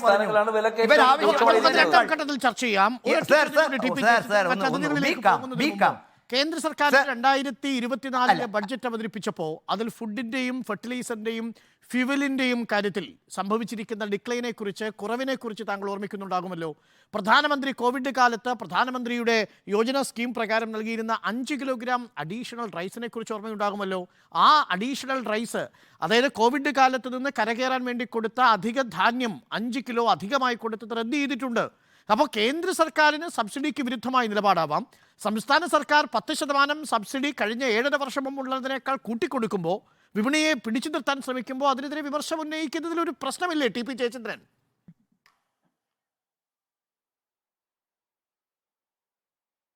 അരുണേ, 100% സബ്സിഡിയിലാണ് കേരളത്തിൽ പ്രധാനമന്ത്രി അന്ന യോജന പദ്ധതി നടപ്പിലാക്കുന്നത്. കേരളത്തിലെ കർഷകർക്കുൾപ്പെടെ ലക്ഷക്കണക്കിന് കർഷകർക്ക് പ്രതിമാസം 6000 രൂപ വീതം കൊടുക്കുന്നത് കൃഷി വർദ്ധിപ്പിക്കാൻ, കൃഷി രക്ഷപ്പെടുത്താൻ തന്നെയാണ്. അവർക്ക് ആ ബജറ്റിൽ നീക്കി വെച്ച തുകയുടെ വർധനം അത് തന്നെയാണ്. 100% സബ്സിഡി ആർക്ക്? നിങ്ങൾക്കറിയാമല്ലോ, 1997 നമ്മൾ ടാർഗറ്റഡ് ഡിസ്ട്രിബ്യൂട്ടീവ് സിസ്റ്റത്തിലേക്ക് പോയി. ആരായിരുന്നു കേന്ദ്രത്തിലും സംസ്ഥാനത്തിലും എന്ന് അരുണിനോട് ഞാൻ കണക്ക് പറയേണ്ടല്ലോ. പബ്ലിക് ഡിസ്ട്രിബ്യൂട്ടർ സിസ്റ്റത്തിൽ നിന്നും നമ്മൾ കേരളത്തിൽ പോയതിനു ശേഷം മടങ്ങി വരാം. ഷിബു മീരാൻ കൂടി നമുക്കൊപ്പം ചേരുന്നുണ്ട്. ഷിബു മീരാൻ, ഇന്ന് പ്രതിപക്ഷം വളരെ ശക്തമായി പ്രതിഷേധിച്ചു. വില വർധനവിൽ ഇനി വരും ദിവസങ്ങളിലും തെരഞ്ഞെടുപ്പിൽ ഒരു പ്രധാനപ്പെട്ട പ്രചരണ വിഷയമായി തീരും. പക്ഷേ ഒരു കാര്യം നമ്മൾ മനസ്സിലാക്കേണ്ടതില്ലേ, 7.5 വർഷം വിലക്കയറ്റം പിടിച്ചു നിർത്താൻ കഴിഞ്ഞ സർക്കാരല്ലേ. പൊതുവിപണിയിൽ ഇന്ന് 35% സബ്സിഡി നിരക്കിൽ ഒരു സാധനം, ഒരു പ്രൊവിഷണറി സാധനം കൊടുക്കുന്ന 13 ഇനങ്ങൾക്ക് 40 ലക്ഷം പേർക്ക് കൊടുക്കുന്ന മറ്റേത് സംസ്ഥാനങ്ങളുണ്ടോ? ആ അർത്ഥത്തിൽ സപ്ലൈകോ കൃത്യമായിട്ട് ആവശ്യം വേണ്ടുന്ന വിലവർദ്ധനവ് മാത്രമല്ലേ വരുത്തിയിട്ടുള്ളൂ എന്നതാണ് ഇന്ന് CPI ചോദിക്കുന്ന ചോദ്യം. സപ്ലൈകോ മരിക്കാതിരിക്കാൻ മറ്റെന്തുണ്ടായിരുന്നു മാർഗം? ഷിബു മീരാൻ. അരുൺ, അരക്കൊല്ലമായി സാമൂഹ്യക്ഷേമ പെൻഷനൊക്കെ മുടങ്ങി പ്രയാസത്തിൽ ജീവിക്കുന്ന കേരളത്തിലെ ജനങ്ങളെ അക്ഷരാർത്ഥത്തിൽ ജീവിത ദുരിതങ്ങളുടെ അരക്കില്ലത്തിലേക്ക് എറിയുന്ന പണിയാണ് ഇന്ന് ഇടതുപക്ഷം എടുത്തത്.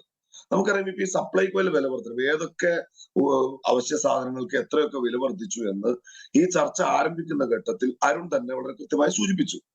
ഇപ്പോ ഇവര് പറയുന്ന ഒരു ന്യായം, ഇവിടെ ഈ വിലവർദ്ധനവ് സംഭവിക്കുന്നത് ഞങ്ങള് പൊതുവിപണിയിലെ വിലയ്ക്ക് ആനുപാതികമായ ഒരു ഏകീകരണം നടത്തി. അങ്ങനെയാണ് സജി ചെറിയാൻ പറയുന്നത്. യഥാർത്ഥത്തിൽ സപ്ലൈകോയുടെ ലക്ഷ്യം എന്ന് പറയുന്നത് കേരളത്തിൽ കൂടെ തറകൾ തുറന്നു വെച്ച് ആ കടകളിൽ വരുന്നവർക്ക് വില കുറച്ച് ഉൽപ്പന്നങ്ങൾ കൊടുക്കുക എന്നതല്ല, മറിച്ച് കേരളത്തിന്റെ പൊതുവിപണിയിലാകെ വിലക്കയറ്റം പിടിച്ചു നിർത്തുക എന്നതിന്റെ ലക്ഷ്യമായിരുന്നു. ഇപ്പോ നമ്മൾ കൃത്യമായി മനസ്സിലാക്കുന്നു, 2016 കേരളത്തിൽ ഇടതുപക്ഷ ഗവൺമെന്റ് അധികാരത്തിൽ വരുമ്പോ ഈ ഉൽപ്പന്നങ്ങൾക്ക് പൊതുവിപണിയിൽ ഉണ്ടായിരുന്ന വിലയേക്കാൾ വൻതോതിലുള്ള വർധനവ് ഈ 8 സപ്ലൈകോ അതിന്റെ ലക്ഷ്യത്തിൽ ആദ്യഘട്ടത്തിൽ തന്നെ പരാജയപ്പെട്ടു. പൊതുവിപണിയിൽ വലിയ വിലക്കയറ്റം ഉണ്ടായി. എന്നാൽ ഇതിനകത്തൊരു കേവല ആശ്വാസം സ്വാഭാവികമായിട്ടുണ്ടായിരുന്നു. അത് സപ്ലൈകോ ഇടതുപക്ഷം സൃഷ്ടിച്ചാൽ കേരളത്തിന്റെ പരമ്പരാഗതമായ ഒരു രീതിയാണ്. കേരളം അതിശക്തമായ പൊതുവിതരണ സമ്പ്രദായം പതിറ്റാണ്ടുകൾക്ക് മുൻപേ രൂപപ്പെടുത്തിയെടുത്ത ഒരു സംസ്ഥാനം കൂടിയാണ്. എന്നാൽ ഇപ്പൊ എന്താ സംഭവിക്കുന്നത്? ഇപ്പൊ നമ്മൾ ആ സബ്സിഡി കുറയ്ക്കുന്നു, വിലക്കയറ്റം ഉണ്ടാവുന്നു. നമ്മൾ ആവർത്തിച്ച് പറഞ്ഞുകൊണ്ടിരിക്കുകയാണ് കേന്ദ്ര ഗവൺമെന്റ് നമ്മളെ സാമ്പത്തികമായി പ്രയാസപ്പെടുത്തുന്നു. ഞാൻ ചോദിക്കട്ടെ, കേന്ദ്ര ഗവൺമെന്റ് സാമ്പത്തിക ഫിസ്ക്കൽ ഫെഡറലിസം തകർക്കുന്ന രൂപത്തിൽ പ്രതിപക്ഷ സംസ്ഥാനങ്ങളെ ബുദ്ധിമുട്ടിക്കുന്നുണ്ട് എന്ന നിലപാട് പങ്കുവെക്കുന്നവരാണ് ഞങ്ങൾ. എന്നാൽ കഴിഞ്ഞ ബജറ്റ്, ഞാൻ ഈ ബജറ്റിനെ കുറിച്ചല്ല, കഴിഞ്ഞ ബജറ്റിനെ കുറിച്ചാണ് പറയുന്നത്. കഴിഞ്ഞ ബജറ്റിൽ എന്താണ് ഇവിടുത്തെ ഗവൺമെന്റ് സ്വീകരിച്ച സമീപനം? GST അനന്തര ഇന്ത്യയിൽ കുറെ സംഗതികൾക്ക് നികുതി ചുമത്താനുള്ള അവകാശം കേന്ദ്ര ഗവൺമെന്റിൽ നിക്ഷിപ്തമായപ്പോ അവശേഷിക്കുന്ന സംഗതികളെ തെരഞ്ഞുപിടിച്ച് തങ്ങൾക്ക് വരുമാനം ഉണ്ടാക്കാൻ കഴിയുന്ന രൂപത്തിൽ വർദ്ധിപ്പിക്കുക എന്ന സമീപനമല്ലേ യഥാർത്ഥത്തിൽ കേരളത്തിലെ ഗവൺമെന്റ് സ്വീകരിച്ച് ഈ ഒരു വർഷത്തിനിടയിൽ. ഇന്നിപ്പോ നമ്മള് ഡോക്ടർ അരുൺകുമാർ സപ്ലൈകോയിലെ വില വർധനവ് ചർച്ച ചെയ്യാണ്. ഇതേപോലെ നമ്മൾ കറണ്ട് ചാർജ് വർധനവ് ചർച്ച ചെയ്തിട്ടില്ലേ? വെള്ളക്കരത്തിന്റെ വർധനവ് ചർച്ച ചെയ്തിട്ടില്ലേ? നോക്കൂ ഷിബു മീരാൻ, 7.5 വർഷമായി കേരളത്തിൽ ഇങ്ങനൊരു ചർച്ച നടന്നിട്ടില്ല. അങ്ങനെ ആയിരുന്നില്ലല്ലോ UDF-ന്റെ ഭരണകാലത്ത്. 5 വർഷം മാത്രമേ ഭരിച്ചിട്ടുള്ളെങ്കിലും എത്ര തവണ വില കൂട്ടിയിട്ടുണ്ട്. ഓരോ ക്വാർട്ടറിലും വില പരിഷ്കരണത്തെക്കുറിച്ച് നിർദ്ദേശിച്ചിരുന്നില്ലേ UDF? അപ്പോൾ 7.5 വർഷം വില പിടിച്ചു നിർത്തിയ ഇടതുമുന്നണി സർക്കാരിൻ്റെ രാഷ്ട്രീയ തീരുമാനത്തെ എന്തുകൊണ്ടാണ് പ്രതിപക്ഷത്തിന് അംഗീകരിക്കാൻ കഴിയാതെ പോകുന്നത്? തുടർച്ചയായി ഇത്രയും കാലം വിപണിയിൽ വില വർദ്ധിക്കുമ്പോൾ, അതും ഇന്ത്യയിലെ തന്നെ ഏറ്റവും വിലക്കയറ്റം കുറവുള്ള സംസ്ഥാനങ്ങളിൽ ഒന്നാണ് ഡൽഹിയും മധ്യപ്രദേശും കഴിഞ്ഞാൽ കേരളം. അങ്ങനെ ഒരു കേരളത്തിൽ 7.5 വർഷമായി സബ്സിഡി സാധനങ്ങൾ അതേ നിരക്കിൽ കൊടുത്തു എന്നുള്ളത് പ്രധാനപ്പെട്ട കാര്യമല്ലേ? ഞാൻ പറയാം, അവിടെയാണ് ഞാൻ ആദ്യഘട്ടത്തിൽ ഒരു കാര്യം സൂചിച്ചത് ഡോക്ടർ അരുൺകുമാർ. ഈ സപ്ലൈകോ എന്നതുകൊണ്ട് കേരളത്തിന്റെ പൊതുവിതരണ സമ്പ്രദായം, കേരളത്തിന്റെ പൊതുവിപണിയിൽ നിർവഹിച്ചു വന്നിരുന്ന ദൗത്യം എന്ന് പറയുന്നത് കുറെ സപ്ലൈകോ ഉൽപ്പന്നങ്ങളിലൂടെ കൊടുക്കുക എന്നല്ല. ആനുപാതികമായി പൊതുവിപണിയിൽ വിലവർധന ഉണ്ടായിട്ടില്ല എന്ന് ഡോക്ടർ അരുൺകുമാറിന് പറയാൻ കഴിയും. 2016 നമ്മൾ എത്ര രൂപയ്ക്ക് അരി വാങ്ങിയത്? ഇപ്പൊ എത്ര രൂപ പൊതുവിപണിയിൽ അരിയുടെ വില? ആനുപാതികമായി 7 വർഷം വിലക്കയറ്റം ഉണ്ടായിട്ടില്ല എന്നത് പൊള്ളയായ ഒരു അല്ല, അത് കേന്ദ്ര സർക്കാരിന്റെ കണക്കാണ്. ഡൽഹിയും മധ്യപ്രദേശും കഴിഞ്ഞാൽ ഏറ്റവും കുറവ് വിലക്കയറ്റമുള്ളത് കേരളത്തിലാണ്. ദേശീയ ശരാശരി 5.1 ആണ്, സംസ്ഥാനത്ത് 4.4 ആണ്. ഞാൻ അതിലേക്ക് വരികയാണ്. ഈ ശതമാന കണക്ക്, ഈ വില ഇന്ത്യയിലെ മറ്റ് സംസ്ഥാനങ്ങളുമായി താരതമ്യം ചെയ്യുമ്പോൾ വിലക്കയറ്റത്തിന്റെ കാര്യത്തിൽ മാത്രമല്ല, മറ്റു പല കാര്യങ്ങളും നമ്മൾ ബഹുദൂരം മുന്നിലാണ്. അല്ലെന്നൊക്കെ ശരിയാവും. നമ്മളൊരു ഉത്പാദന സംസ്ഥാനമല്ലല്ലോ. ഒരു ഉത്പാദക സംസ്ഥാനം അല്ലാതെ നമുക്ക് വിലക്കയറ്റത്തെ പിടിച്ചെടുത്താൻ കഴിഞ്ഞിട്ടുണ്ടെങ്കിൽ ഇത് സപ്ലൈകോയുടെ മിടുക്ക് തന്നെയാണ്. അത് അംഗീകരിക്കാൻ എന്താ മടി? ഞാൻ പറയാം, കേരളത്തിൽ വിലക്കയറ്റം മറ്റ് സംസ്ഥാനങ്ങളുമായി താരതമ്യം ചെയ്യല്ല. കേരളത്തിന്റെ പോയ കാലം നമ്മൾ ഒരുപാട് താരതമ്യം ചെയ്യുന്നത്. 2016 തൊട്ടടുത്ത കടയിലെ അരിയുടെ വില അന്വേഷിച്ചാൽ പോലെ സംഗതി പിടുത്തം കിട്ടുമല്ലോ. ഇവിടെ വീട്ടമ്മമാരടക്കം ചർച്ചയിൽ പോകും. നിങ്ങൾ ചോദിക്കുക 2016 അവർക്ക് എത്ര രൂപയ്ക്കാണ് പൊതുവിപണിയിൽ ഈ സാധനങ്ങൾ കിട്ടിയത്? വിലക്കയറ്റം ഉണ്ടായിട്ടുണ്ട്. പിന്നെ കേരളത്തിന്റെ സപ്ലൈകോ പോലെയുള്ള കേരളത്തിന്റെ ശക്തമായ പൊതുവിതരണ സമ്പ്രദായം, അതിന്റെ ക്രെഡിറ്റ് ഒന്നും പിണറായി വിജയനോ ഈ ഇടതുപക്ഷ ഗവൺമെന്റിനോ നിലപാട് വ്യക്തമാണ്. നമ്മളോടൊപ്പം ഒരു വീട്ടമ്മ കൂടി ചേരുന്നുണ്ട്. ജിഷ, കൊല്ലത്ത് നിന്നുമുള്ള വീട്ടമ്മയാണ് ജിഷ കൂടി നമുക്കൊപ്പം ചേരുന്നുണ്ട്. അതിനുശേഷം ഞാൻ CPI പ്രതിനിധിയിലേക്ക് വരാം. ഇവിടെ ഉയർന്നിരിക്കുന്ന ആശങ്കകൾക്കും ചോദ്യങ്ങൾക്കുമുള്ള പ്രതികരണം അങ്ങേക്ക് നൽകാം. ജിഷ വീട്ടമ്മയാണ്. ജിഷ, ഈ വിലവർദ്ധനം എങ്ങനെയാണ് ബാധിക്കാൻ പോകുന്നത് വീട്ടിലെ ബഡ്ജറ്റിനെ?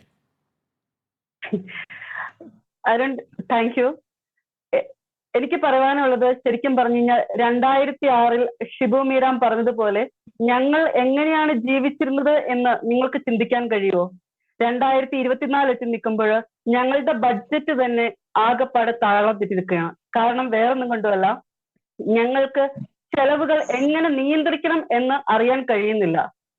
സിമ്പിൾ ആയി പറഞ്ഞു കഴിഞ്ഞാൽ, ഞാനൊരു വീട്ടമ്മയാണെന്ന് അരുൺ സാർ പറഞ്ഞതുപോലെ തന്നെ ഞാൻ സാധാ ഒരു വീട്ടമ്മയാണ്.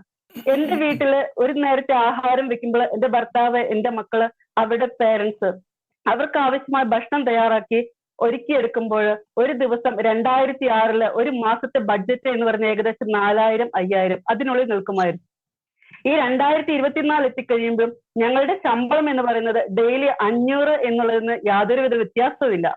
പക്ഷേ ഇപ്പോഴത്തെ 2024 ആ ഒരു റേഷ്യോ നമുക്ക് ഒട്ടും മെയിൻറ്റെയിൻ ചെയ്യാൻ പറ്റുന്നേ ഇല്ല. സിമ്പിൾ ആയി പറഞ്ഞു കഴിഞ്ഞാൽ 4000-5000 രൂപയ്ക്കുള്ളിൽ നിന്നിരുന്ന ഒരു മാസത്തെ ചെലവുകൾ ഇപ്പോൾ കടന്നു പോകുന്നത് 15000-16000 രൂപയ്ക്കുള്ളിലാണ്. ഈ സപ്ലൈകോ എന്ന് പറഞ്ഞില്ലേ, ഞാൻ ഒറ്റ കാര്യം ചോദിച്ചു കൊള്ളട്ടെ, നിങ്ങൾ എത്ര നാളുകൾക്കുള്ളിൽ ഈ സപ്ലൈക്കോന്ന് 1 കിലോ അരി മേടിച്ചിട്ടുണ്ട്? ഞങ്ങളുടെ നാട്ടിൽ വല്ലപ്പോഴുമാണ് സപ്ലൈക്കോന്ന് നല്ലൊരു അരി കിട്ടുക. പുറത്തെ കടയിൽ നിന്ന് മേടിക്കുമ്പോൾ 54 രൂപ, 57 രൂപ ആ ബഡ്ജറ്റിനുള്ളിലാണ് ഇപ്പൊ ഞങ്ങൾ അരി മേടിക്കുന്നത്. മിക്കപ്പോഴും ചെല്ലുമ്പോൾ സപ്ലൈകോയിൽ പകുതി സാധനങ്ങൾ ഉണ്ടാവാറില്ല. കേരളത്തിലെ ഒട്ടുമിക്ക സപ്ലൈകോയിലും സാധനങ്ങളില്ല. ഇനി നിങ്ങൾ കണക്കുകളുമായിട്ട് വന്നു കഴിഞ്ഞാൽ പോലും എനിക്ക് പറയാൻ സാധിക്കില്ല. കാരണം ഞാനൊരു സാധാരണ വീട്ടമ്മയാണ്. ഞാൻ റേഷൻ കടയിൽ പോകുന്നയാളാണ്. വളരെ പ്രധാനപ്പെട്ട കാര്യമാണ് ജിഷ. ഇതാണ് TT ജിസ്മോൻ, കേരളത്തിലെ ഒരു ശരാശരി വീട്ടമ്മ ഏറ്റവും മാന്യമായ ഭാഷയിൽ 2016 മുതൽ 2024 വരെ അവരുടെ കുടുംബ ബഡ്ജറ്റ് താളം തെറ്റി ഇത് വിശദീകരിച്ചത്. ഈ വിശദീകരണത്തിന് മുന്നിൽ നവകേരള സദസ്സിന്റെ പ്രഖ്യാപനമോ കേരളീയമോ ഒന്നും നിലനിൽക്കില്ല. രക്ഷാപ്രവർത്തനം നടത്താൻ ശ്രമിക്കുന്ന മുഖ്യമന്ത്രി ഇങ്ങനെ പട്ടിണിയിലാവുന്ന കുടുംബത്തിന്റെ കൂടി രക്ഷാപ്രവർത്തന ദൗത്യം ഏറ്റെടുത്തെങ്കിൽ എന്ന് നമ്മളൊക്കെ ആലോചിച്ചു പോകുന്ന നിമിഷമാണ് ജിസ്മോൻ. അതുപോലെ തന്നെ മിസ് അരുൺ ഒരു നിമിഷം നിഷ, ഞാൻ തിരിച്ചു വരാം. തീർച്ചയായും. ജിസ്മോന്റെ മറുപടി കേട്ടുവരാം. തീർച്ചയായിട്ടും ആ വീട്ടമ്മ പങ്കുവെച്ച ആശങ്കയെ ഞാൻ ഒട്ടും വില കുറച്ച് കാണുന്നില്ല. കാരണം എങ്ങനെയാണ് ആ വീട്ടമ്മ ഇത്തരത്തിൽ ഈ വിലവർധനം ഉണ്ടാകുന്ന സാഹചര്യം സൃഷ്ടിച്ചത്? 2014 മുതൽ കേന്ദ്ര സർക്കാർ എടുക്കുന്ന നയസമീപനങ്ങളുമായി ബന്ധപ്പെട്ടുകൊണ്ട് വിലക്കയറ്റം സൃഷ്ടിക്കുന്ന നയസമീപനമാണ്. ഇപ്പോൾ കർഷകരെ കുറിച്ചെല്ലാം പറഞ്ഞു. ബിജെപിയുടെ പ്രതിനിധി പറയുകയുണ്ടായി. ഇപ്പൊ ഡൽഹിയിൽ നടക്കുന്ന സമരം ഈ രാജ്യത്ത് ബിജെപി ഭരിക്കുമ്പോഴല്ലാതെ ഇത്രയധികം ലക്ഷക്കണക്കിന് കർഷകർ ഈ രാജ്യത്തെ അന്നം മുട്ടുന്നതിന് വേണ്ടി ഈ രാജ്യത്തെ കൃഷി ചെയ്യുന്ന കർഷകർ തമിഴ്നാട്ടിൽ ചെയ്യേണ്ട ഒരു ബിജെപി സർക്കാരല്ലോ തമിഴ്നാട്ടിലെ സബ്സിഡി കൂട്ടുകയാണല്ലോ ചെയ്യുന്നത്. അവിടെ സബ്സിഡി കുറയ്ക്കുന്നില്ലല്ലോ. അല്ല ഞാൻ പറഞ്ഞത് തമിഴ്നാട് സർക്കാർ എന്തുകൊണ്ടാണ് കേന്ദ്രത്തിനെതിരായി വലിയ സമരവുമായി മുന്നോട്ട് പോകുന്നത്? തമിഴ്നാട് സർക്കാർ മുന്നോട്ട് പോകുന്നത്, കർണാടക സർക്കാർ മുന്നോട്ട് പോകുന്നു, കേരളത്തിലെ ഗവൺമെന്റ് മുന്നോട്ട് പോകുന്നു, പശ്ചിമ ബംഗാളിൽ മമതാ ബാനർജി സമരവുമായി മുന്നോട്ട് പോകുന്നു. കാരണം ബി ജെ പി ഇതര ഗവൺമെന്റുകളെ സാമ്പത്തികമായി ശ്വാസം മുട്ടിക്കുന്ന സമീപനങ്ങൾ, വായ്പ എടുക്കാൻ പോലും അനുവദിക്കാത്ത ഒരു സ്ഥിതിവിശേഷത്തിലേക്ക് കേന്ദ്ര ഗവൺമെന്റ് പോകുന്ന ഒരു സാഹചര്യമുണ്ട്. ഞാൻ ഒരു കാര്യം സൂചിപ്പിക്കാം. നേരത്തെ UDF പ്രതിനിധി ഷിബു മീരാൻ പറഞ്ഞൊരു കാര്യമുണ്ട്. അദ്ദേഹം ഇവിടെ പരസ്യമായിട്ടെങ്കിലും അംഗീകരിച്ചു കേരളത്തെ സാമ്പത്തികമായി കേന്ദ്ര ഗവൺമെന്റ് അവഗണിക്കുന്നു എന്ന് അദ്ദേഹം പരസ്യമായി ഈ ചാനൽ ചർച്ചയിൽ അംഗീകരിച്ചു. ഞാൻ അദ്ദേഹത്തോട് ചോദിച്ചത്, കഴിഞ്ഞ 5 വർഷക്കാലമായി ഇപ്പൊ 2024 ലോക്സഭാ തെരഞ്ഞെടുപ്പ് വരാൻ പോവുകയാണ്, ഈ കേരളത്തോട് ഇത്ര വലിയ അവഗണന നടക്കുമ്പോൾ 18 MPമാർ UDF MPമാരുണ്ടായിരുന്നു. നിങ്ങൾ ആ UDF MPമാർ ഏതെങ്കിലും ഒരു ഘട്ടത്തിൽ ഈ കേരളത്തോടുള്ള കേന്ദ്ര ഗവൺമെന്റിന്റെ അവഗണനക്കെതിരായി ചർച്ച ചെയ്ത് ചോദിച്ച ഉത്തരങ്ങളാണ്.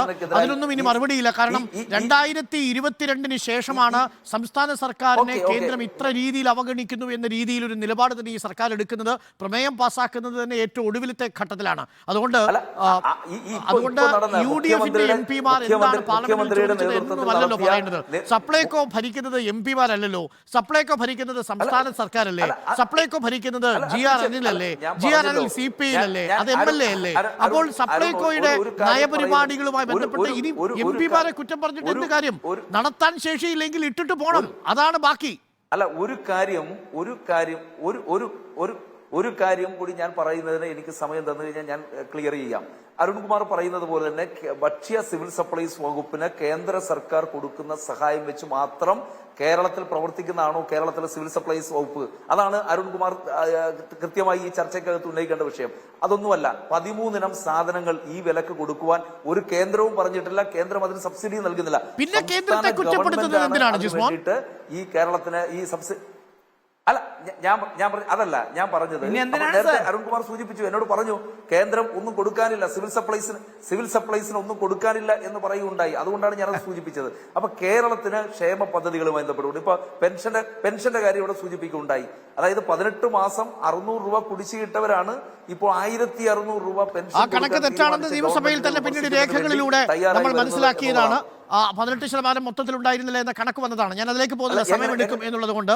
പക്ഷേ ടി ജിസ്മോൻ ഒരു കാര്യം വളരെ വ്യക്തമാണ്. വളരെ സിമ്പിളായി ഞാൻ ചോദിച്ച ചോദ്യം ഇതാണ്.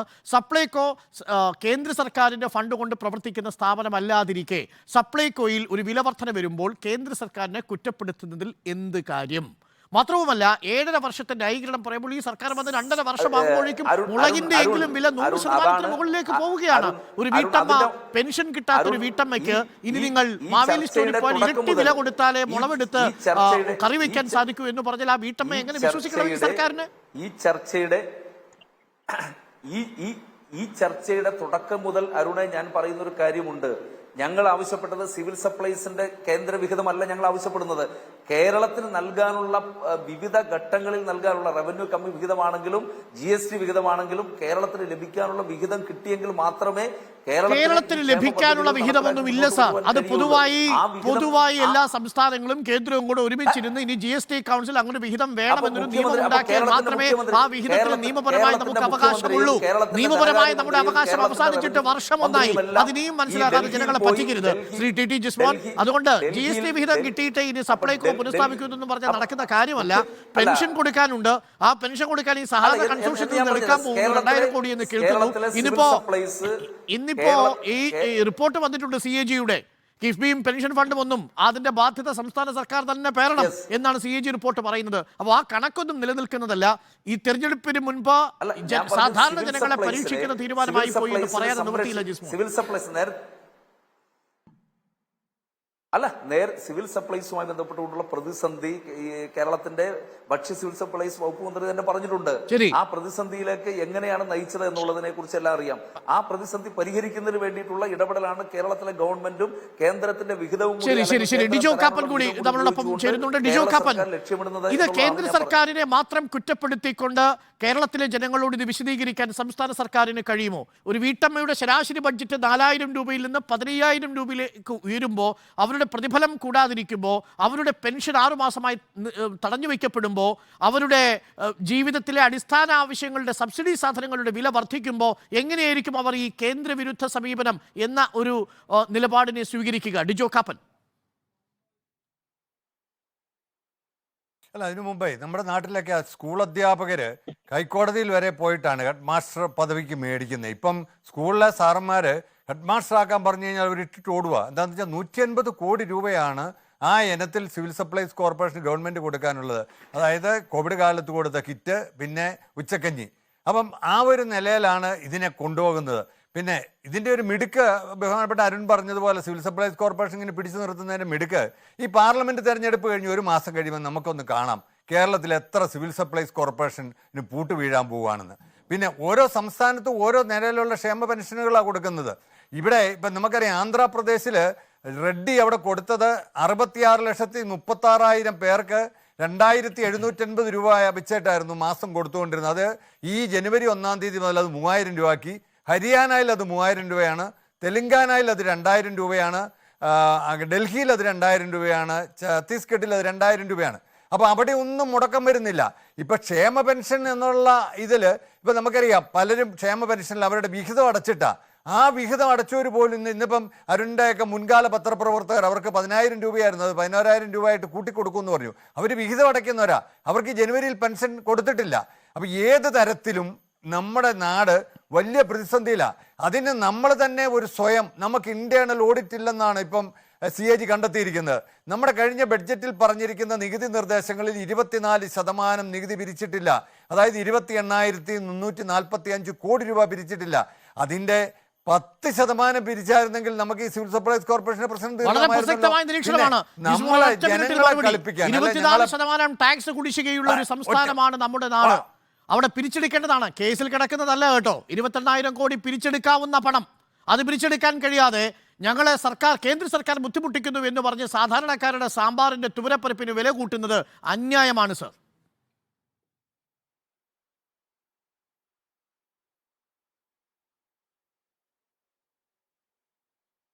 ജിസ്മോൻ,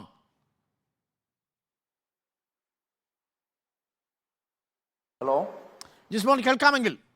ഇന്നത്തെ ക്യാപ്സൂൾ വലിക്കുന്നില്ല അരുണെ. അവിടെ 28,000 കോടി നികുതിയായി പിരിച്ചെടുക്കാൻ ബാക്കി നിൽക്കുന്ന ഒരു സംസ്ഥാനം കൂടിയാണെന്ന് ഉറക്കെ പറയണം. അപ്പോഴാണ് ആ 28,000 കോടിയിൽ 25% പിരിച്ചെടുത്താൽ പോലും 7,000 കോടിയാകുമായിരുന്നു. ആ 7,000 കോടി വേണ്ട, 480 കോടി ഉണ്ടെങ്കിൽ ഒരു വർഷം ഇവിടെ ഈ സബ്സിഡി ഇനത്തിലെ സാധനങ്ങളുടെ കുടിശ്ശികയുടെ കണക്ക് തീർക്കാം. അപ്പോൾ അത് പിരിച്ചെടുക്കാതെ സർക്കാർ സിവിൽ സപ്ലൈകോ മരിക്കാതെ ഞങ്ങൾ രക്ഷിച്ചെടുത്തു എന്ന് പറയുന്നത് എന്തർത്ഥം? സാധാരണക്കാരന്റെ പെടലേക്ക് വെച്ചു കൊടുത്തു. നികുതി പകുതിയിലേറെയും നൽകാനുള്ളത് സ്വർണ്ണ വ്യാപാരികൾ അടക്കമാണ്. ഇവിടുന്ന് GST ഇനത്തിൽ പിരിച്ചു കൊണ്ടുപോയ കേന്ദ്ര സർക്കാർ തരാനുള്ള വിഹിതം തന്നു കഴിഞ്ഞാൽ ഈ നാട്ടിലെ പിരിക്കാനുള്ളത് പിരിക്കൂ. നാട്ടിൽ പിരിക്കാനുള്ളതിന്റെ കണക്കാണ് CAG റിപ്പോർട്ട് വെച്ചിരിക്കുന്നത്. 24% പിരിച്ചെടുക്കാനുള്ളത്. ഉളുപ്പ് വേണം ജിസ്മോനെ. ഇത്തരം ചർച്ചയിലൊക്കെ വരുമ്പോൾ അല്പമെങ്കിലും ഉളുപ്പ് കാണിക്കണം. സത്യം പറയണം. നിങ്ങൾ എത്ര കാലമായി പറഞ്ഞുകൊണ്ടിരിക്കുന്നു GST കുറിച്ച്? ധനമന്ത്രി തോമസ് ഐസക് പറഞ്ഞത് GST ഗംഭീരമാണ്, GST വന്നു കഴിഞ്ഞാൽ കേരളം രക്ഷപ്പെടുമെന്ന് പറഞ്ഞത് ഇതേ തോമസ് ഐസക് അല്ലേ? ആ GST കൗൺസിലിൽ കേരളത്തിന്റെ ധനമന്ത്രി അംഗമല്ലേ? പ്രതിപക്ഷത്തിലെ മന്ത്രിമാർ അംഗമല്ലേ? അവർ തീരുമാനിച്ചെടുത്ത ഫോർമുലയല്ലേ ഇപ്പോൾ തീരുമാനിച്ചിരിക്കുന്നത്? ആ GST കുടിശ്ശിക തീരുമെന്നുള്ളത് ഒരു വർഷം മുമ്പ് സംസ്ഥാന സർക്കാർ അറിയാമായിരുന്നില്ലേ? അപ്പോൾ ആരെയാണ് നമ്മൾ ഇത് കബളിപ്പിക്കാൻ ശ്രമിക്കുന്നത്? ജിസ്മോൻ, ഇത് GST അങ്ങ് ദയവ് ചെയ്ത് പറയരുത്. അത് കേന്ദ്ര സർക്കാർ തരുവോ തരാതിരിക്കുകയോ ചെയ്യട്ടെ. ഈ 22,000 കോടി രൂപ സംസ്ഥാനത്തിന് നികുതി പണം പിരിച്ചെടുക്കാനുള്ളത് ബാക്കി നിൽക്കുന്നത് പിരിച്ചെടുത്ത് ഈ തൂരപ്പരിപ്പിന്റെ വിലയൊന്ന് കുറയ്ക്കാൻ ഈ സർക്കാരിന് എന്ത് ചെയ്യണം സാർ? ഈ സമരത്തിന്റെ ഇപ്പോൾ കേരളത്തിലെ ഗവൺമെന്റ് നടത്തിയ അല്ലെങ്കിൽ കേരളത്തിലെ ഗവൺമെന്റ് നടത്തിയ സമരത്തിന്റെ പ്രധാനപ്പെട്ട ഒരു മുദ്രാവാക്യമല്ലായിരുന്നു. ആ മുദ്രാവാക്യം ശരിയല്ല എങ്കിൽ കേന്ദ്രമന്ത്രി എന്തുകൊണ്ട് അതിനെ തള്ളി പറഞ്ഞില്ല, അതിനെ നിഷേധിച്ചില്ല? അല്ലെങ്കിൽ കേരളത്തിന് GST വിഹിതം കൊടുക്കാനില്ല എന്തുകൊണ്ട് കേന്ദ്രമന്ത്രി GST വിഹിതം ഒന്നും കേരളത്തിൽ കൊടുക്കാനില്ല? അതങ്ങനെയും പറഞ്ഞുകൊണ്ടിരിക്കരുത്. അതൊക്കെ നിർമ്മലാ സീതാരാമൻ വളരെ കൃത്യമായി പറയുകയും നമ്മളടക്കമുള്ള മാധ്യമപ്രവർത്തകരും പലതവണ പറഞ്ഞതാണ്. കുടിശ്ശികയായിട്ട് കൊടുക്കാൻ ഒരു രൂപയും ബാക്കിയില്ല. ഇനി ഈ പറഞ്ഞതുപോലെ നീട്ടാമായിരുന്നു എന്നതാണ് ആവശ്യം. അത് പൊതുവായിട്ട് സംസ്ഥാനങ്ങൾ ഉയർത്തുന്ന ഒരു ആവശ്യമാണ്. TP ജയചന്ദ്രൻ, ഇവിടെ കേന്ദ്ര സർക്കാരിനോട് സംസ്ഥാന സർക്കാർ യാചിക്കുകയാണ് എന്ന പ്രതീതി സൃഷ്ടിക്കുന്നുണ്ട്. പക്ഷേ അതൊന്നും ജനങ്ങളുടെ മനസ്സിലേക്ക് ചെല്ലുന്നില്ല. ചുരുങ്ങിയ പക്ഷം ജിഷയെ പോലുള്ള വീട്ടമ്മയ്ക്കെങ്കിലും ആ വലിയ വർധന വീട് ബഡ്ജറ്റിനെ തന്നെ താളം തെറ്റിക്കുന്നുണ്ട്. പക്ഷെ അപ്പോഴും നിങ്ങൾ ഭാരത് റൈസുമായിട്ട് പുതിയ വെള്ളം തിളപ്പിക്കാൻ വെച്ചിട്ടുണ്ടല്ലോ. ഈ ഭാരത് റൈസിൽ നിങ്ങൾ കൊടുക്കുന്ന അരി എവിടെ നിന്നാണ്? FCIയിൽ നിന്നാണ്. ആ FCIയുടെ ഓപ്പൺ മാർക്കറ്റിലേക്ക് നിങ്ങൾ എന്തുകൊണ്ടാണ് സപ്ലൈകോയെ അനുവദിക്കാത്തത്? സപ്ലൈകോ 25 രൂപയ്ക്ക് കൊടുത്തുകൊണ്ടിരുന്ന അരിയല്ലേ നിങ്ങൾ 29 രൂപയ്ക്ക് കൊടുക്കാൻ പോകുന്നത്? അതൊരു രാഷ്ട്രീയ നേട്ടത്തിന് തൃശ്ശൂരും പാലക്കാട്ടും കൊടുത്തു തുടങ്ങുന്നതും അതിന് പിന്നിൽ നിങ്ങളൊരു രാഷ്ട്രീയ ലക്ഷ്യം കാണുന്നു, ഒരു കൗതുകം കാണുന്നു, ഒരു കുറുക്കന്റെ കൗശലം.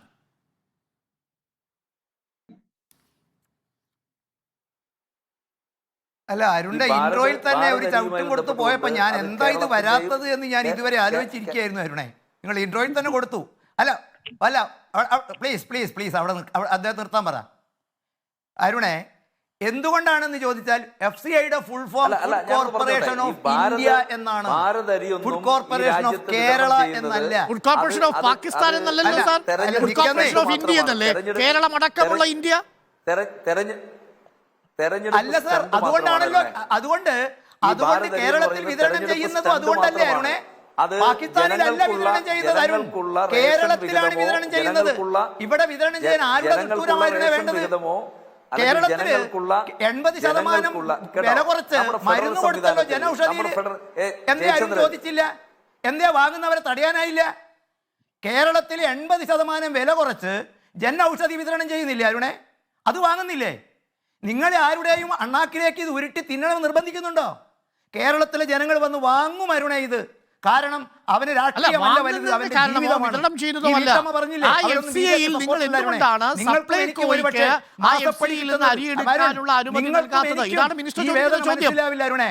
FCIയിൽ നിന്ന് സപ്ലൈകോ ഈ അരി എടുത്താൽ എന്താ കുഴപ്പം? നിങ്ങൾ എന്താ കൊടുക്കുന്നത്? ഹോൾസെയിൽ വിലക്കാണ് അരി കൊടുക്കുന്നത് 29 രൂപ.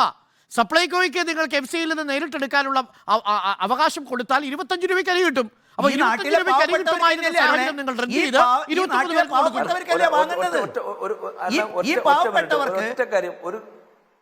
ഒരു കാര്യം കൂടി പറയാനാണ്. അരുൺ ഉറപ്പ് തരാൻ പറ്റുമോ കേരളത്തിന് കൊടുത്താൽ അത് കിട്ടുമെന്ന്? കോവിഡ് കാലഘട്ടത്തിൽ കൊടുത്ത ഭക്ഷ്യധാന്യങ്ങളിൽ മുഴുവൻ കേരളത്തിൽ കാർഡ് കിട്ടിയിട്ടുണ്ടോ അരുൺ? എനിക്ക് ഉത്തരം നൽകുമോ അരുൺ പ്ലീസ്? കേരളം ഭരിക്കുന്നത് എനിക്ക് ഉത്തരം തരാൻ പറ്റില്ല. മാത്രവുമല്ല ഓരോ കാർഡ് ഉടമയ്ക്കും ഏൽപ്പിച്ച അതെ എനിക്ക് ഉത്തരം തരാൻ കഴിയില്ല. ആ കാര്യത്തിൽ നൽകേണ്ടത് മന്ത്രിയാണ്. എന്താ കേന്ദ്ര ഗവൺമെന്റിന്റെ അരി പിണറായിയുടെ പാക്കറ്റിലാക്കി കൊടുക്കണം. നടക്കില്ല അരുണെ, അനുവദിക്കില്ല. ശരി അരുണിനോട് ഒരു ചോദ്യം. ഒറ്റ ചോദ്യം പറഞ്ഞോളൂ. ഒറ്റ മിനിറ്റ്. അതായത് അരുൺ ഒരു കോളേജ് അധ്യാപകനായിരുന്നു. കേരളത്തിലെ കോളേജ് അധ്യാപകർക്ക് UGC സ്കീം കിടക്കാൻ 750 കോടി രൂപ കേരള ഗവൺമെന്റും 750 രൂപ കേന്ദ്ര ഗവൺമെന്റും തന്നാൽ കേരളത്തിലെ അധ്യാപകർക്ക് UGC കിട്ടുമായിരുന്നു. പക്ഷെ കേരളം ഇത് കണക്ക് കൊടുക്കാത്തത് കൊണ്ട് കേന്ദ്രം ഈ പണം കൊടുത്തില്ല. പണം കൊടുക്കാത്തതുകൊണ്ട് കേരളത്തിലെ അധ്യാപകരുടെ മുഴുവൻ ഈ UGC പോയി. പക്ഷെ അവരെല്ലാം AKPCTയിലെ സിന്ദാബാദ് വിളിച്ചുകൊണ്ട് ഈ തെരഞ്ഞെടുപ്പ് ആകുമ്പോൾ വീടുകൾ കയറാൻ വരും. അത് നഷ്ടപ്പെട്ട കാര്യം പറയല. ഏതാണ്ട് കേരളത്തിൽ 1500 കോടി രൂപ കേരളത്തിൽ വരേണ്ടതായിരുന്നു. അപ്പൊ ഇത് കൃത്യസമയത്ത് കണക്കൊന്നും കൊടുക്കുകയല്ല. കണക്ക് കൊടുക്കാതെ ചുമ്മാ എന്നും കേന്ദ്രത്തിന്റെ മുകളിൽ കൈനീട്ടാനാണ്. പിന്നെ എന്തിനാ ഇവിടെ രണ്ട് തല ഭരണം? ഒരു തല ഭരണം പോരെ? നമ്മൾ ഈ എസ്റ്റാബ്ലിഷ്മെന്റ്, ഞാനൊരു BJP-കാരനോ കോൺഗ്രസ്സുകാരനോ CPM-കാരനോ, പക്ഷെ എന്നെ പോലെ ഒരു സാധാരണ സമയപരിമിതി ഉള്ളത് കൊണ്ടാണ് എന്തിനാണ് ഇത്രമാത്രം മുളകിന്റെയും ഒക്കെ വില ഇരട്ടിയിലധികമായി നിൽക്കുന്ന ഒരു ഘട്ടത്തിലാണ് ഇനിയും കേന്ദ്രത്തെ പഴിപറഞ്ഞ് എത്ര കാലം മുന്നോട്ട് പോകാൻ കഴിയും എന്നുള്ള ചോദ്യം ഉണ്ടാകുന്നത്. സിവിൽ സപ്ലൈകോയുടെ മുദ്രാവാക്യം അവശ്യ സാധനങ്ങൾ കയ്യെത്തും ദൂരത്ത് എന്നതാണ്. അവശ്യ സാധനങ്ങൾ കയ്യെത്താ ദൂരത്താകരുത് എന്ന മാത്രം ഓർമ്മപ്പെടുത്തലോടുകൂടി നമുക്ക് ഈ ചർച്ച അവസാനിപ്പിക്കാം. അതിഥികളായി എത്തി എല്ലാവർക്കും നന്ദി. ഡിജോ കാപ്പൻ, TP ജയചന്ദ്രൻ, ഷിബു മീരാൻ, TT ജിസ്മോൾ, ഒപ്പം ചർച്ചയിൽ പങ്കെടുത്ത വീട്ടമ്മ ജിഷ, എല്ലാവർക്കും, ലതിക കുമാരി, എല്ലാവർക്കും നന്ദി.